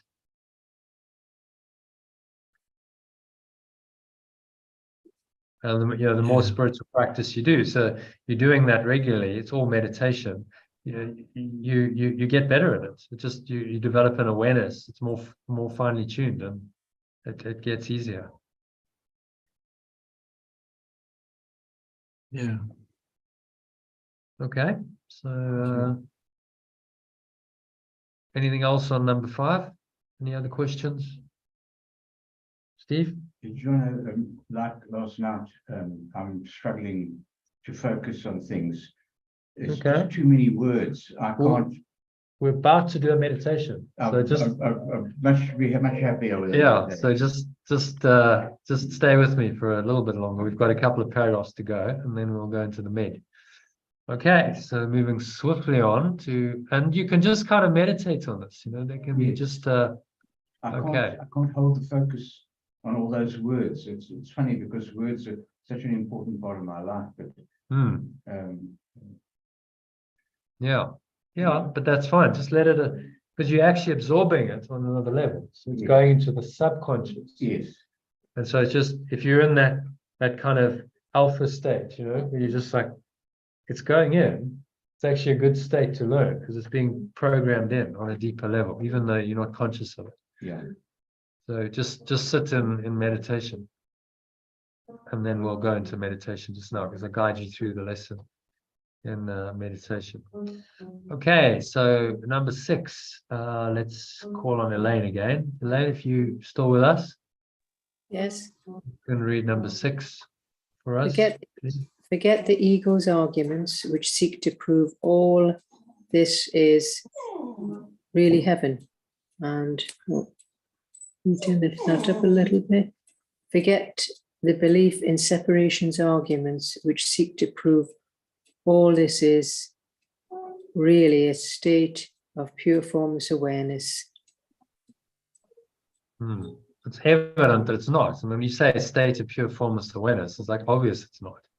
Because in pure formless awareness, there's only pure formless awareness. None of these ego dramas exist. Yeah. So it is not so. Yeah. You cannot want this. Just read an alternative. Okay. Till number 6. It is not so. Yeah. You cannot want this for yourself. This is a point beyond which illusions cannot go. Suffering is not happiness, and it is happiness you really want. So that's an interesting just point to comment on. There's a point beyond which illusions cannot go. So what he's saying is that there's a limit to your suffering. Everyone hits a limit at some point. It says, I'm tired of suffering. I can't do this anymore. Point beyond which illusions cannot go. And that's our point of awakening. When we reach that point and we go, I can't do this anymore. I've got to find another way. That's when we start the awakening journey, the hero's journey. When we suffer enough. So suffering serves us to awaken us. It's necessary until we realize it's not necessary. Yeah. And are willing to leave it behind and find another way beyond suffering.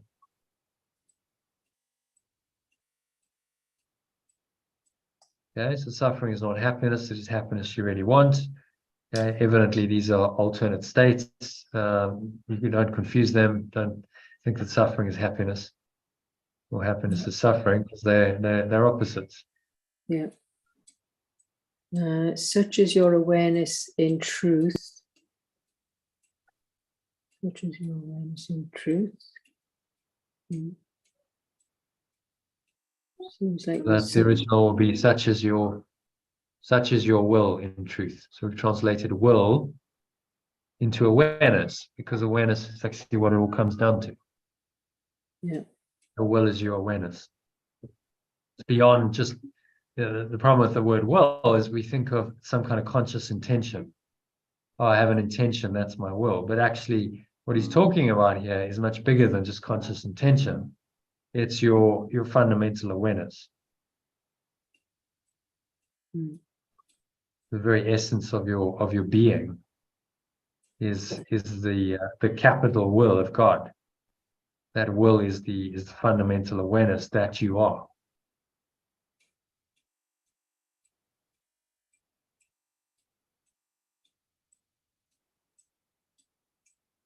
So freedom is such as your awareness in truth. Carry on. So freedom is your salvation. Do you want to read the original 7? So salvation is. Yeah. And so salvation is your will as well. And so freedom is your true awareness as well. You want to succeed in what we are trying to do today. We undertake it with your blessing and your glad agreement.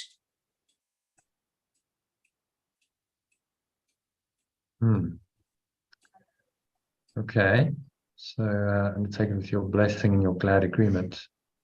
So he's calling on us to. Well, you summarize it actually. Better if you do. What's he saying in that paragraph? Really? Well, there's a limit to all these illusions, and so suffering is you've had enough. So you learn to find it in the truth of awareness. And if you want to exceed, You want to succeed. It's giving us a little pep talk, isn't it? Saying, look, you want this. Just remind yourself, this is what you really want. yes, Don't believe the ego telling you that this world, there's many illusions about this world. The world isn't so bad. The world's heaven on earth. We can bring heaven to this world. All kinds of ideas that really try and keep you here, seeking for some kind of happiness and peace and satisfaction here, when you're never going to find it. This is the key teaching. Never going to find it here. Yeah. You only find it, if you're here and you're living a happy dream. You're happy because you've transcended the dream, because you're connected to your true awareness, which is beyond the dream, beyond the ego. That's the source of happiness. You won't find it in the world. Find it beyond the world. And then you bring it in to the world with you. You bring God with you in how you perceive and how you think and then speak and act. It infuses everything you do with this divine presence. And then that's the source of your freedom and your happiness in this world. But don't think that this world is the answer, that you're ever going to find the answer to your freedom and happiness in the world of form. It's never going to happen. So it's reminding us, this is what we really want. We actually do understand this, and we really do want to succeed.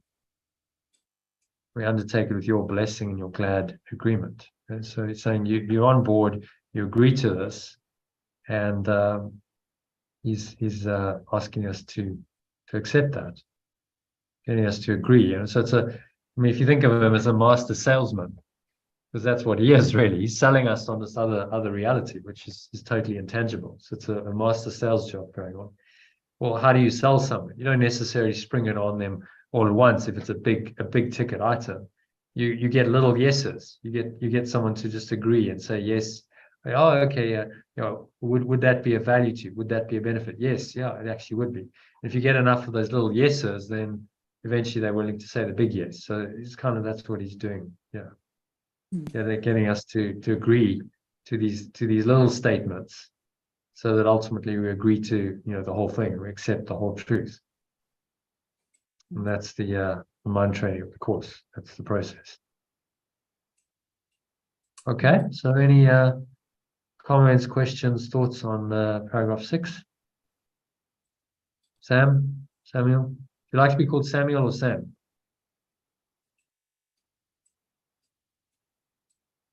You're muted. Can't hear you. Sorry, yeah, Samuel's good. Samuel.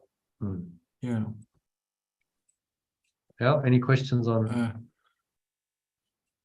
Sorry, did I say Samuel? I don't know. I'm extremely tired. Sam. I meant Sam. Yeah. You meant Sam. Sam is good. Oh, okay. Yeah, Sam. Yeah. Samuel's good. Yeah. It doesn't matter. Any questions on number 6?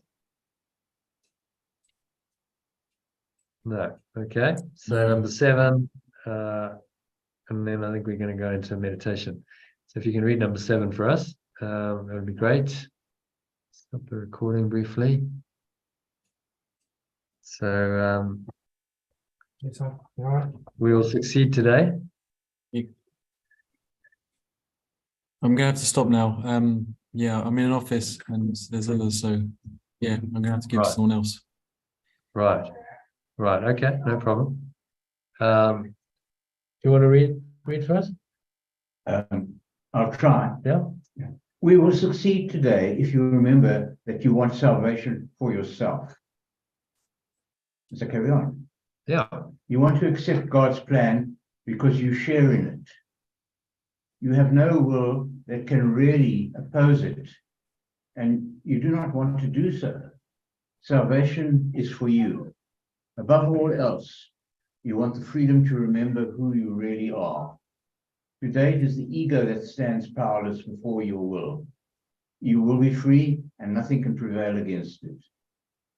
So it's a good wish. Yeah, and then read it in the alternative. You will want to succeed today if you remember that you want freedom for yourself. You want to accept perfect love's plan because you share in it.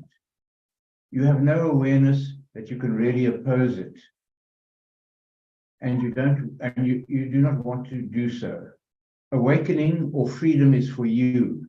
Above all else, you want the freedom to remember who you really are. Today, it is the belief in separation that stands powerless between you and your true awareness. Hello. Hello, Kate. Uh, Nice to meet you. You too. Jonathan. Looks like you guys are very busy. We're immersed in a live session. No problem. Your awareness is free, and nothing can prevail against it. So these are assurances, Jono, that are perhaps quietly stuck away in your being, but that you need to be reminded of with that absolute assurance. And So he's giving us like a pep talk. He's a coach. yes, He's saying, yes, you actually do want this. Remember, so you may vacillate. Sam, you talked about the vacillations. That's normal. The ego vacillates, and it's trying to fight its corner and give us another story. But Yeshua is like our spiritual coach, saying to us, no, you do want this. You can do this. In fact, this is the only thing that you do want. And in fact, the ego is powerless. It's actually very weak. Think of a coach. You're facing this apparently like really strong team or something. yes. And the coach is saying, no, come guys, you got to, if you're going to beat this, you got to believe in yourself. Yes. If you don't believe that you can do this. So that's what he's doing here. He's giving us a little pep talk, and he's saying you actually do want it. It's an affirmation, said in the form of affirmation. You do actually want it. Look, your awareness is free. What could restrict it anyway, Jono? Well, only yourself, only your own mind that has other ideas. But I mean, you're aware of something, and it enriches you. Why would you want to challenge it? Doesn't make any sense, does it? Yeah, which is why the ego doesn't make any sense. Yes. No, you're getting that across. It makes no sense at all. It's just that you have a sense of existence in the ego. So what you feel threatened by is that you won't exist anymore as a separate self. So the character that you've identified with as you for your whole life then ceases to exist because of this teaching, and that's very threatening for the ego. But that's the death of the separate self that we have to go through. Is that not just a natural evolution of one's growth to come to that sort of realization? Yeah, ultimately we will all come to the realization. We'll all realize that the ego is a delusion. Yes. Yes, And no, that it's the separate self we thought we were isn't real, and the world's not real. yes. To realization everyone will have at some point, and everyone's on some spectrum of the journey, even if they're totally asleep, seemingly. Or maybe that's what they need to do to wake up one day. Yes, you see, superficially, I can find no fault in any of that. Oh, that's good to know. And It's coming from Jesus Christ himself. So. Yes, remember I wasn't on his team initially. No, but you're a student of truth, so Yes. you have to. And actually, he was Jewish, Yes, I know. so And he was an inspired or enlightened He was Jewish the master. greatest Jew that ever lived. Yes, no, Yeah, exactly. I have no problems with that at all. Yeah. He Uh, he really understood the essence Yes. of the Jewish religion. He understood. Yes. He went much deeper than any of the rabbis, in his age did. He penetrated to the deepest truth, Yes. and he taught it, and is still teaching it, fortunately, to us in this course. Yes, It's amazing. it's you see, I don't know how to put it, but I'm not uncomfortable at all with any of this stuff. This seems to me to be a valid, real truth that needs to be embraced. Well, But that's good to know. That's very good to know. yeah, but at the same time, you know, all these reservations that are coming up in the text, you will succeed today if you remember that you want freedom for yourself. I don't feel that I need to be reminded of that. You want to accept perfect love's plan because you share in it. Yes, you have no awareness that can really oppose it. I can't think of anything that I could bring up against it. Awakening and freedom for you, above all else, you want the freedom. So the question is then, Steve, do you have a grievance towards anyone or anything? No, not that I can think of. But you mentioned your friend the other day. Yeah, no, I've sorted that out thanks to you, John. Okay, well, Yeah, no. so Because he asked me the same thing. I said, no, that's history. that's good. Yeah. So, but you had one and then you let it go. Yes, So- yes. It's and the if- only one I could think of, And really. if something else arises, which it can happen, then Yes, I'll go, use the okay. same, I'll use the same tools, Jono. yeah. No, that's for sure. Hmm. Because that has, since we talked about it, Hmm. that has come up time and time again. And I feel no grievance at all anymore. No. I'm So then hoping you- that I can carry it through to person-to-person connection with it. But Yeah. I think I can. Hmm. Well, that would be the test. Reach out to him and then see. Yes, See yes. See if you stay in that very centered state. Yes, what makes me nervous is that it sounds so arrogant of me to make these assumptions about where I am and who I am. Well, it's not really. If you're the Christ Yes, or the Buddha, whatever you want to call it, you're the awakened one. To state that is just a statement of truth. It's who you are. yes, So it's not arrogant to be saying who you are. It's just the ego that tells you arrogant. See? yes. Oh, who are you to be the enlightened one? Because apparently only people like Jesus and Buddha and these masters who lived thousands of years ago can get there. Apparently that's the ego's And why did sneaky they- story. Why did they come? To Yeah. show us how to do it. Exactly. And they did it, so why can't we do it? And they even said, Yeshua said, you shall do these things and even greater things than I've done. So he's encouraging it, saying, look, I'm nothing special. I got it, you can get it as well, and you can do even greater things. Oh, I accept and I'm encouraged by that, Jono. It's the words that block me and make me just start getting lost are all the qualifications that seem to come up all the time. Well, when qualifications, you mean he's talking about the grievances or? Yes, Well, you see, his methodology is simple. He's got to address the blocks yes, to the awareness of love's presence in order to help us undo them. If he just said, well, the truth is true, God is, and that's all there is, it could be a very simple course. It could be Yes. one page. yes, yes, God is, 2 words. God is, and then nothing else is. yes. Herein lies the peace of God. You could end it there. But You wouldn't relate it to your life. no, he realizes how deeply lost we are in our dream of separation. So he's like, okay, well, I understand where you are, and I understand how how much of a hold the ego has over your mind. So we need a detailed mind training course. By spending the time with us and thinking about these ideas and doing the mind training, you're going to undo these beliefs. Yes. And it's a process. It doesn't just happen for most people. Occasionally, someone wakes up, instantly, like Eckhart Tolle. Yes. But it was 29 years of suffering that precipitated that. So it's a process for us, and this is the process: is become aware of your ego so that you can let it go. That's Yes. the process. Yes. So if you're actually enlightened and you're there, then you don't need a process anymore because you're already there.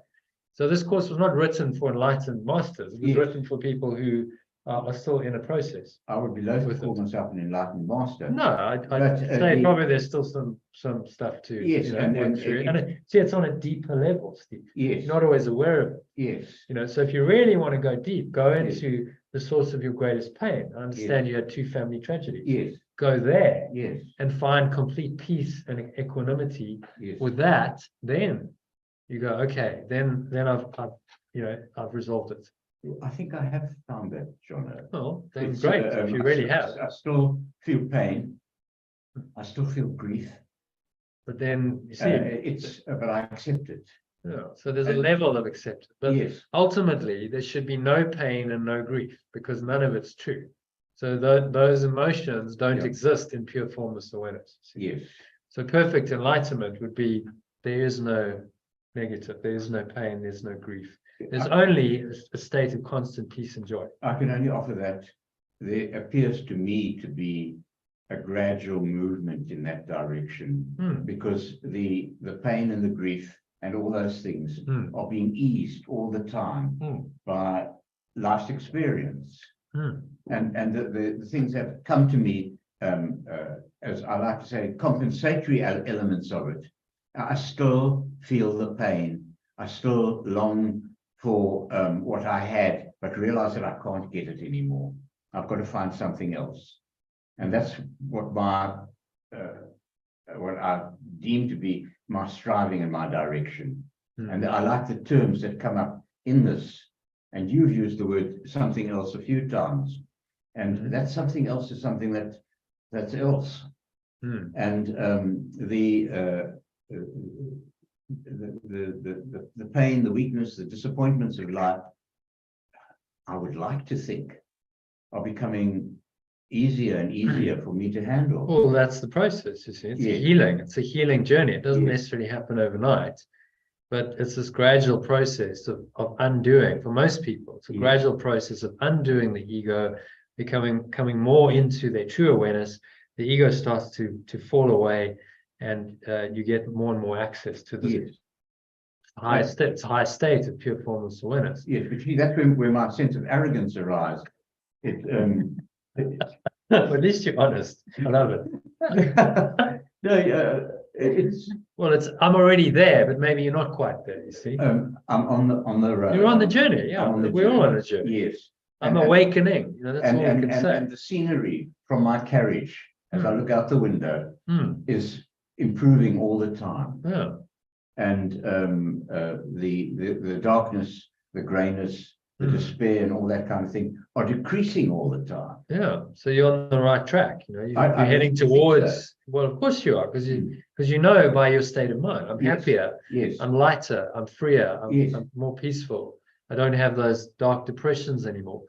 You know, that's a sign that you're now heading towards heaven. Yes. Heaven is the Yes. state of pure formless awareness, and only that. I must correct you that I don't say I don't have those dark depressions anymore. Depression can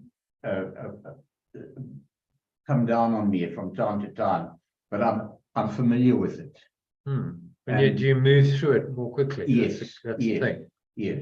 Yeah, so you So, move through it. for what it's worth, and that's why I always worry about my arrogance, is that no, it's a joke. I wouldn't worry too much about it because actually you're aware of it. So Yes. you're aware of it and you can Yes. make fun of yourself and you Yes. can't be too arrogant. You're humble. You know, anyone who can self-deprecate is not arrogant. Yeah, well, it's Arrogant people don't self-deprecate. They just inflate themselves. yeah, no, I think I'm okay on that. You're okay. Yeah. Yeah. And it's a journey. It's a work in progress. Yes. And so we go like, you know, am I fully there? Do I never have any negative thoughts and emotions? I mean, I don't think I've ever met a human being who's there. We all have our stuff, but it's a journey of awakening to this greater truth. And then you trust that if he says at some point, God takes the final step, that will happen. And you just merge back into that awareness, and you don't have to understand how that will happen now from your perspective. You just have to keep journeying. John, it's my life's work.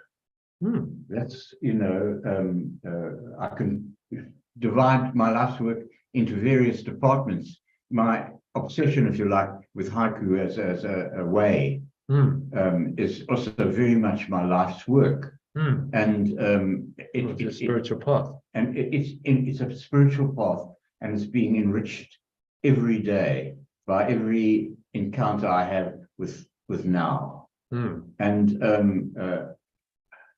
mean, again, I just become aware of this fucking arrogance of mine. It's I mean, who the hell am I to make all these assumptions? You know. Well, who was Yeshua to make all these? You know, who was he? I'm the Christ. I'm the way, the truth, and the life.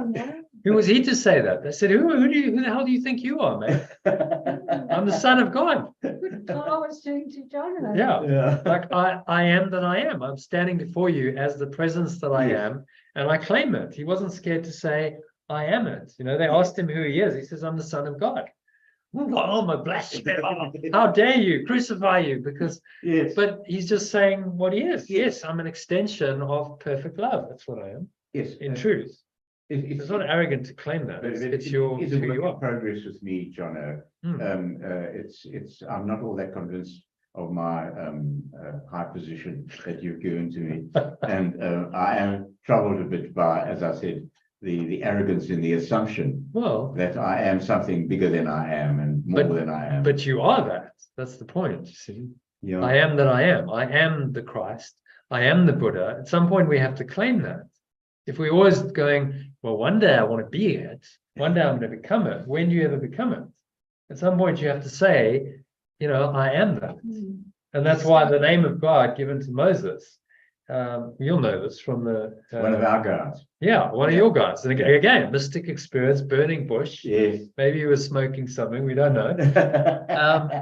I am that I am. Yes. He said, what is your name? I am that I am. Okay.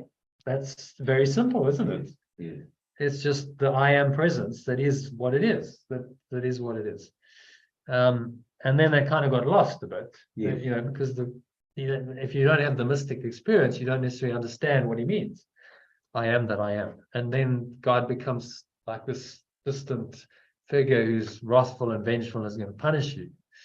But actually, I am that I am is still the truth. And it still is. When did Moses live? 3,000 years ago? Still the same truth. Yes. Yes. I am that I am. Yes, I have at times looked around for the burning bush myself. No, Where does he get it from? no, I get it from Well, life experience, Chrissy. It's- I was walking in the veld Yeah. and it was an overcast grey day. The dogs were jumping up and down in the long grass, Yeah. and I had this sudden feeling of being somewhere and someone, and then I found myself looking around to see if there was perhaps a burning bush somewhere. And there was Maybe you're Moses in a previous incarnation. no, Who knows? this is part of my life experience. Yeah. I went down to some friends who lived down the road from where I had this experience, Yeah. and I couldn't wait to tell them the good news. Yeah.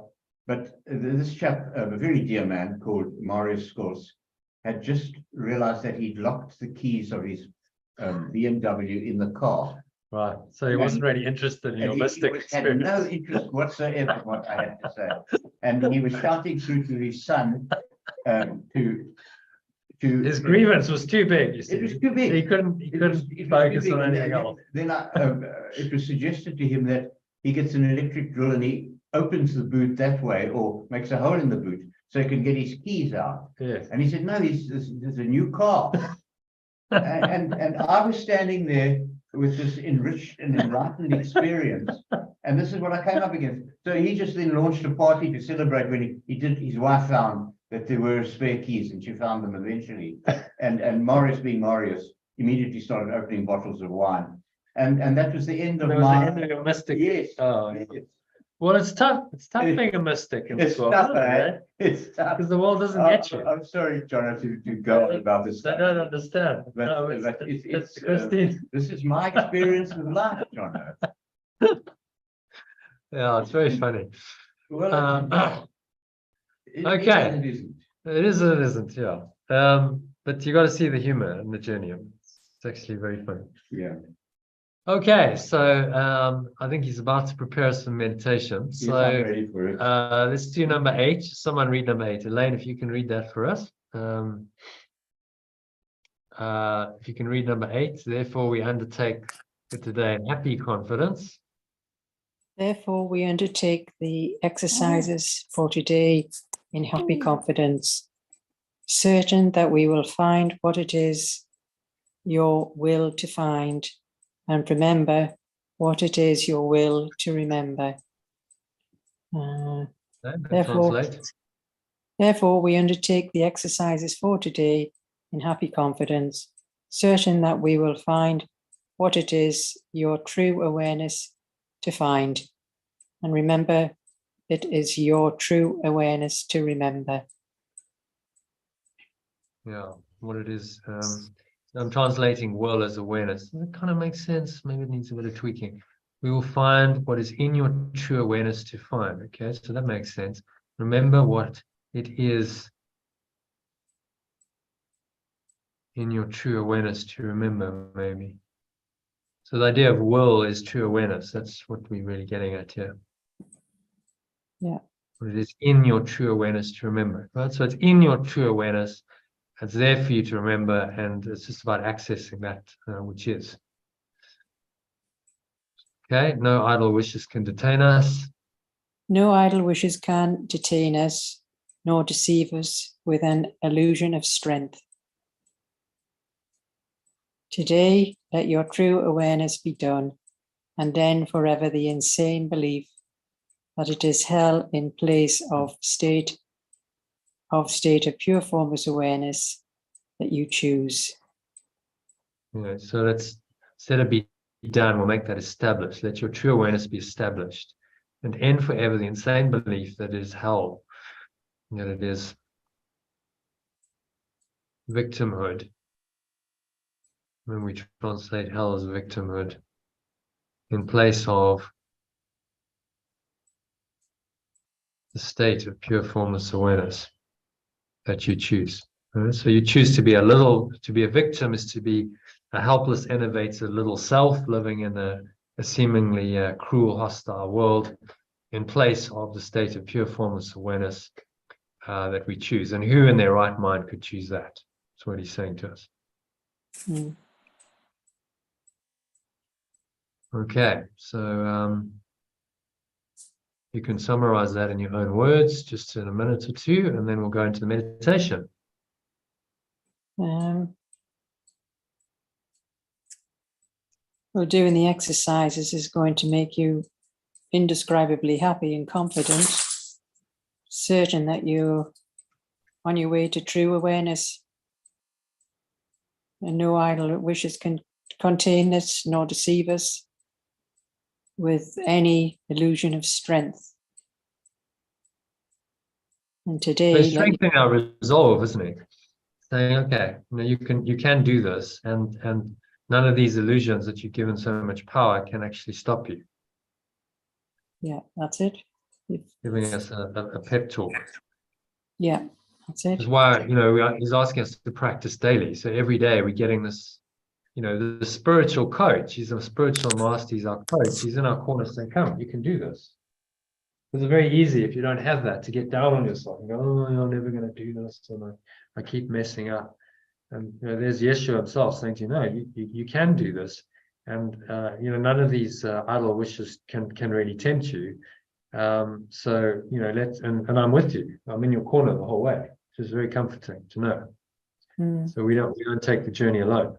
We have Yeshua and the Holy Spirit in our spiritual corner, and then we have mighty companions on the level of form who we do this work with as well, who help us to stay in alignment with the truth. Yeah. Okay, so on that note, shall we next one and going into the practice. So I'm taking you into a meditation now, where I'll guide you through practicing this in its longer form in a meditation for say 20 minutes. So let's go into that. Give me a moment to get another recording going. Do that.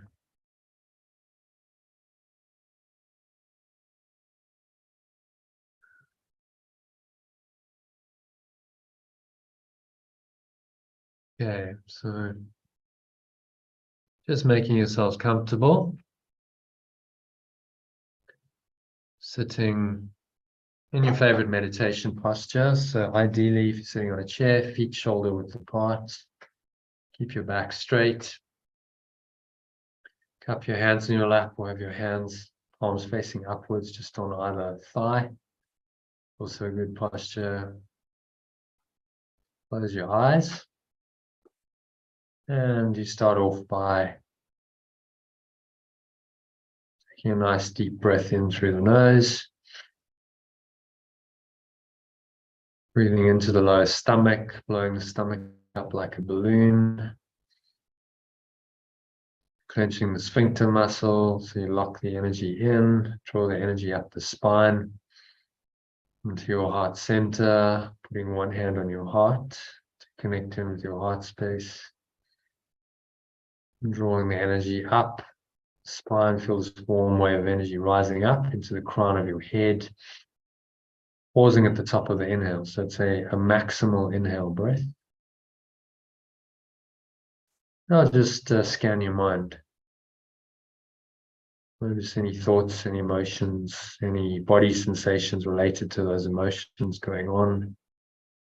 Scan your body quickly and notice any uncomfortable feelings, any tightness, any tension, darkness in any way.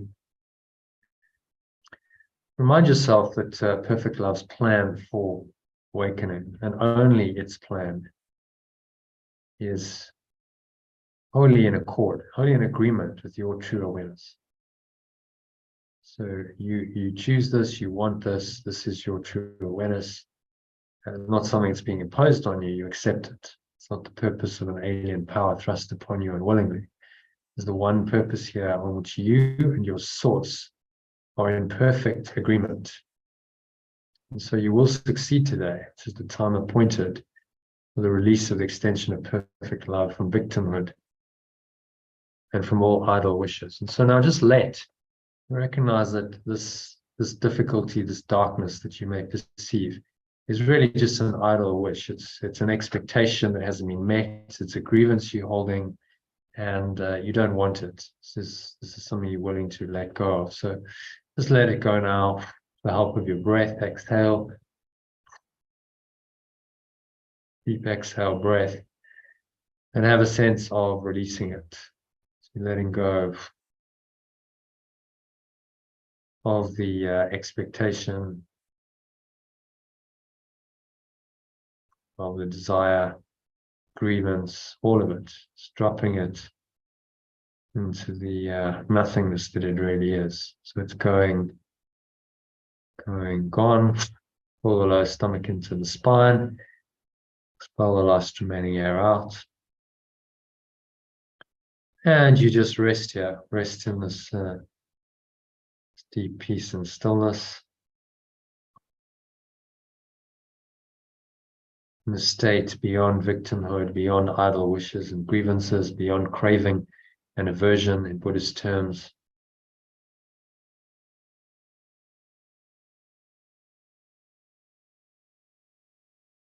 Just in the true awareness. True awareness is now restored.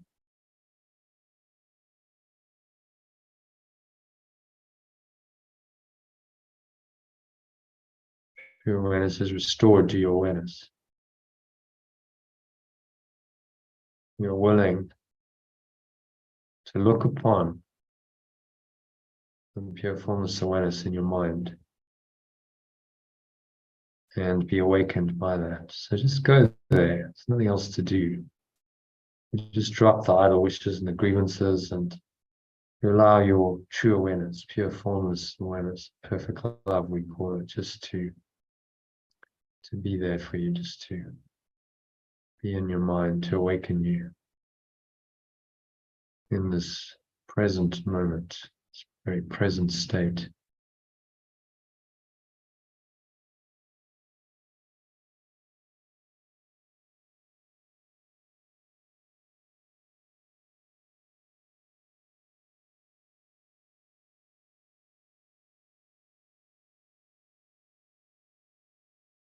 There's nowhere else to go, and there's nowhere else to be, nothing else to do, nothing else to think about at all. Just breathe, relax, and be still. Surrender into the stillness, quietness. So will there be light? So I choose only pure formless awareness, perfect love. I choose to be in that awareness. Not sometime in the future, but right now. Say, I am in pure formless awareness.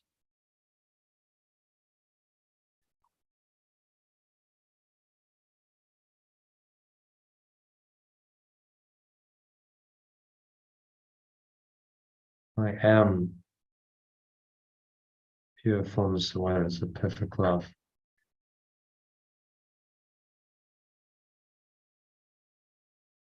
So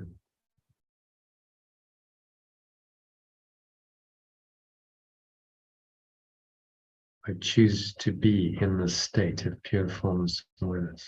Let me perceive pure formless awareness. This is the light. Let me perceive the pure formless awareness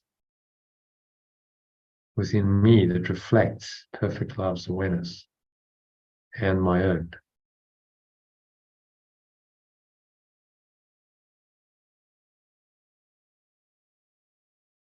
Let me perceive, let me experience this awareness now. It's an invitation to allow this awareness to come in, to drop into your awareness, to become your awareness. You merge with this awareness. It's there as a potential state.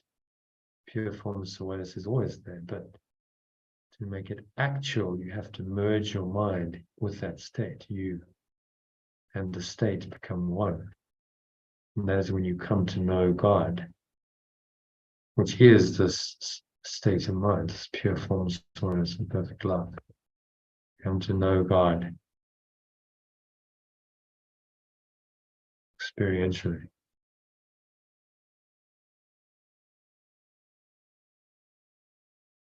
And so just surrender into this awareness. I choose to be in pure formless awareness. And then let this awareness assert itself. Join with the power of pure formless awareness of perfect love itself. And unite it with yourself. So yourself is this awareness. You are pure formless awareness, perfect love. It's the only self you really have.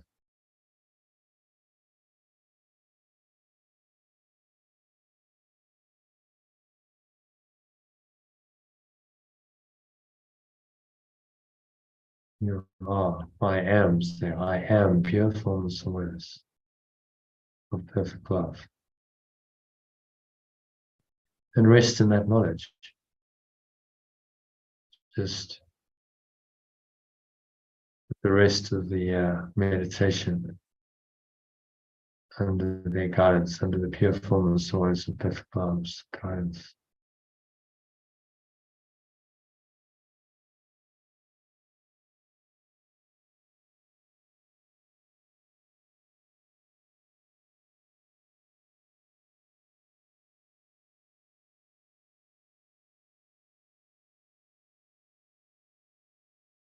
Just watch your breath.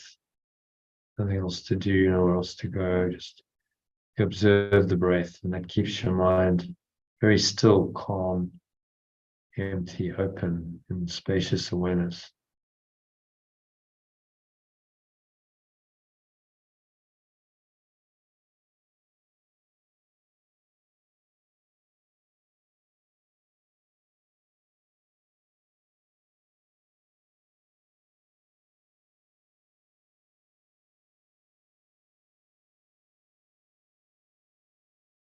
Nothing else to do, nowhere else to go, nothing else to think about. Just surrender into this awareness. Give everything over to it.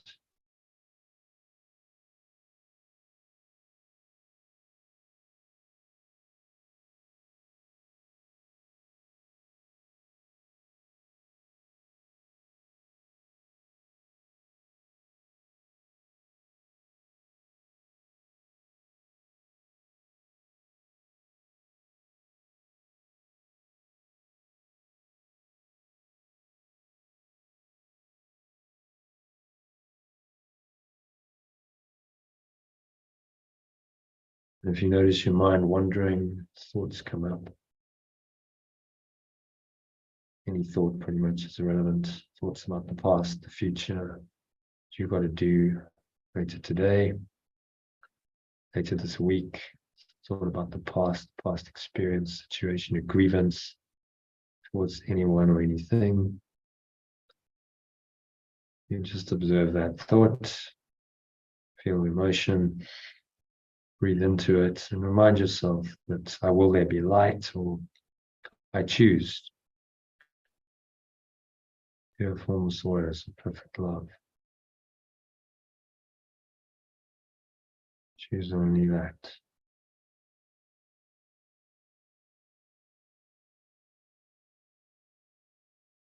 And just focus on your breath. You drop all thoughts. You allow the mind to be an empty vessel. An empty vessel is open enough, it has space to receive this true awareness. And the true awareness, your pure formless awareness, can just arise.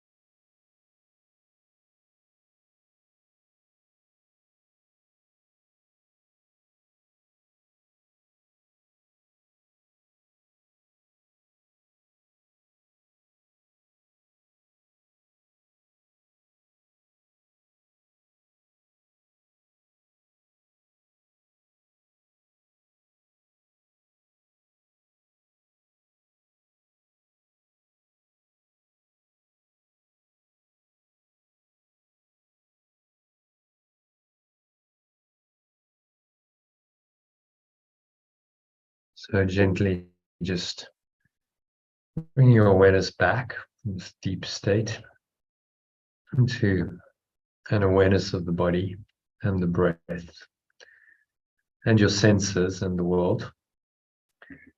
And on the count of 3, you're going to open your eyes. So 1, just breathing in, noticing how the stomach rises and the chest rises and the subtle flow of air in through the nostrils.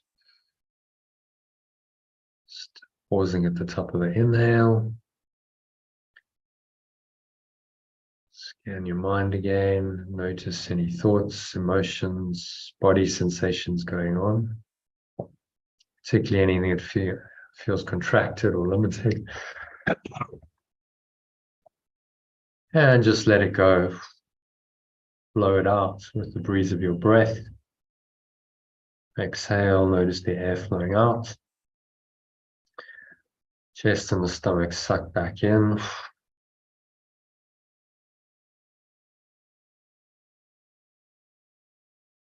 So the air flows out. Low stomach into the spine. Expel the last remaining air out.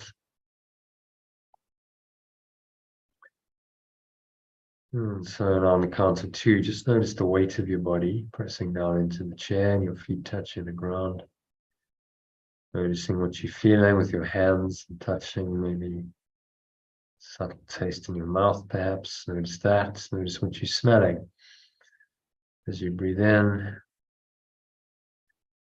notice any smell going on for you, particularly any sensation that arises. But it's all happening within this awareness, this deeper awareness, pure formless awareness, we call it. So even though you bring your mind, your attention back into sense perceptions, the world of illusion, this awareness that you connected with, hopefully quite deeply in the last 20 minutes or so, is still there. So acknowledge it. Notice that that awareness is still there. It can never leave you. It's the very fundamental essence of who you are, without which you would have no life.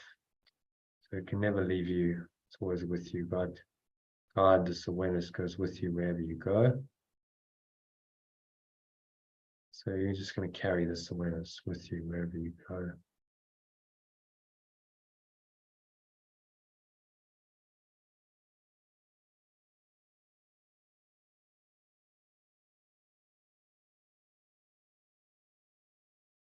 And so it is. So it is said, so it is done. You're going to stay rooted in this awareness throughout the rest of the afternoon and evening. If anything comes in to challenge that awareness, you seem to go out of this flow of loving awareness, then bring yourself back by using the lesson. How will there be light? I choose pure formless awareness in this moment, in other words. You can practice it with the breath break I sent you this morning. If you remember, to the Telegram group. So 3-minute one, short instructions to do it in under a minute with the breath, or just bring the idea to mind. So right now I choose to be in the state of pure formless awareness that interrupts your ego's pattern.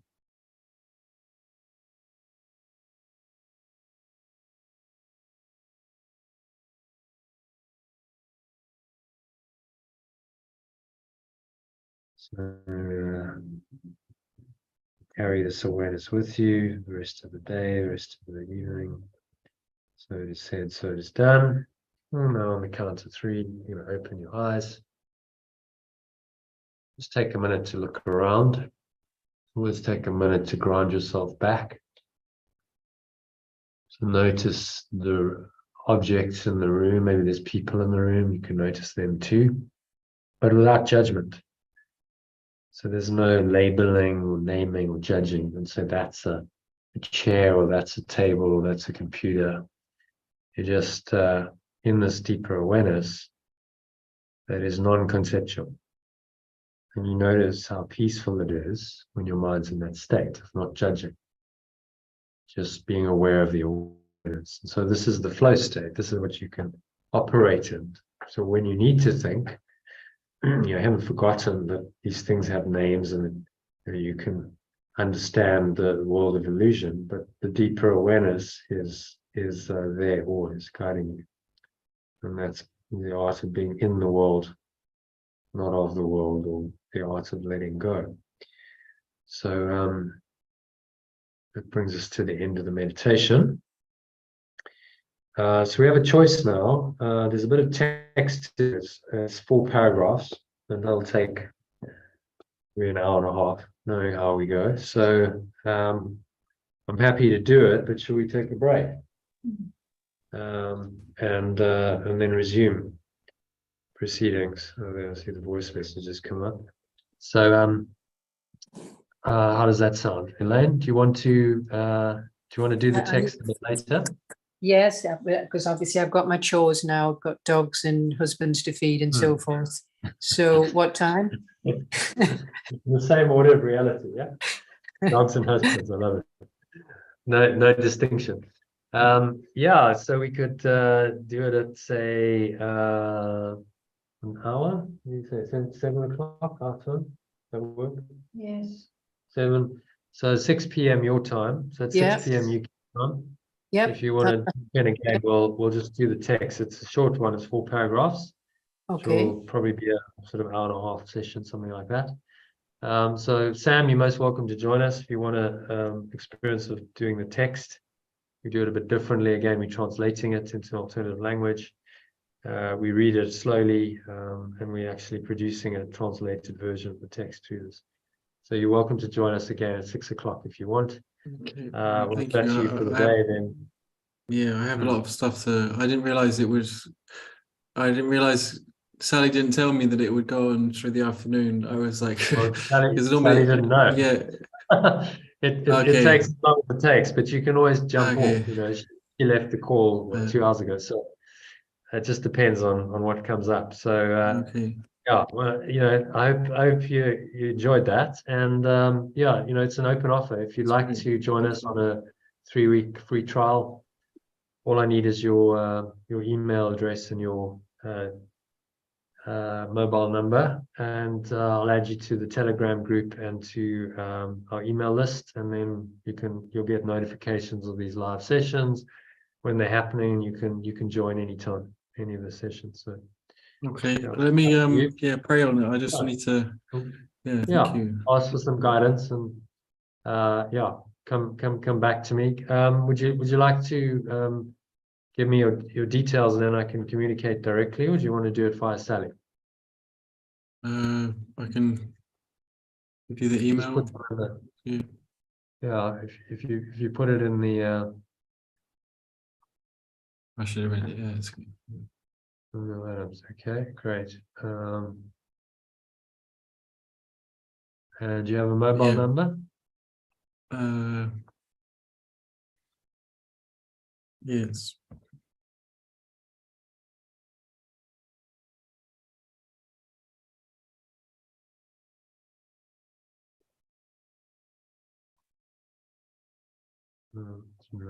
Okay, great. Yeah, so if you like to receive some stuff, I send out something via Telegram every day to a free group, similar to what you saw in the email.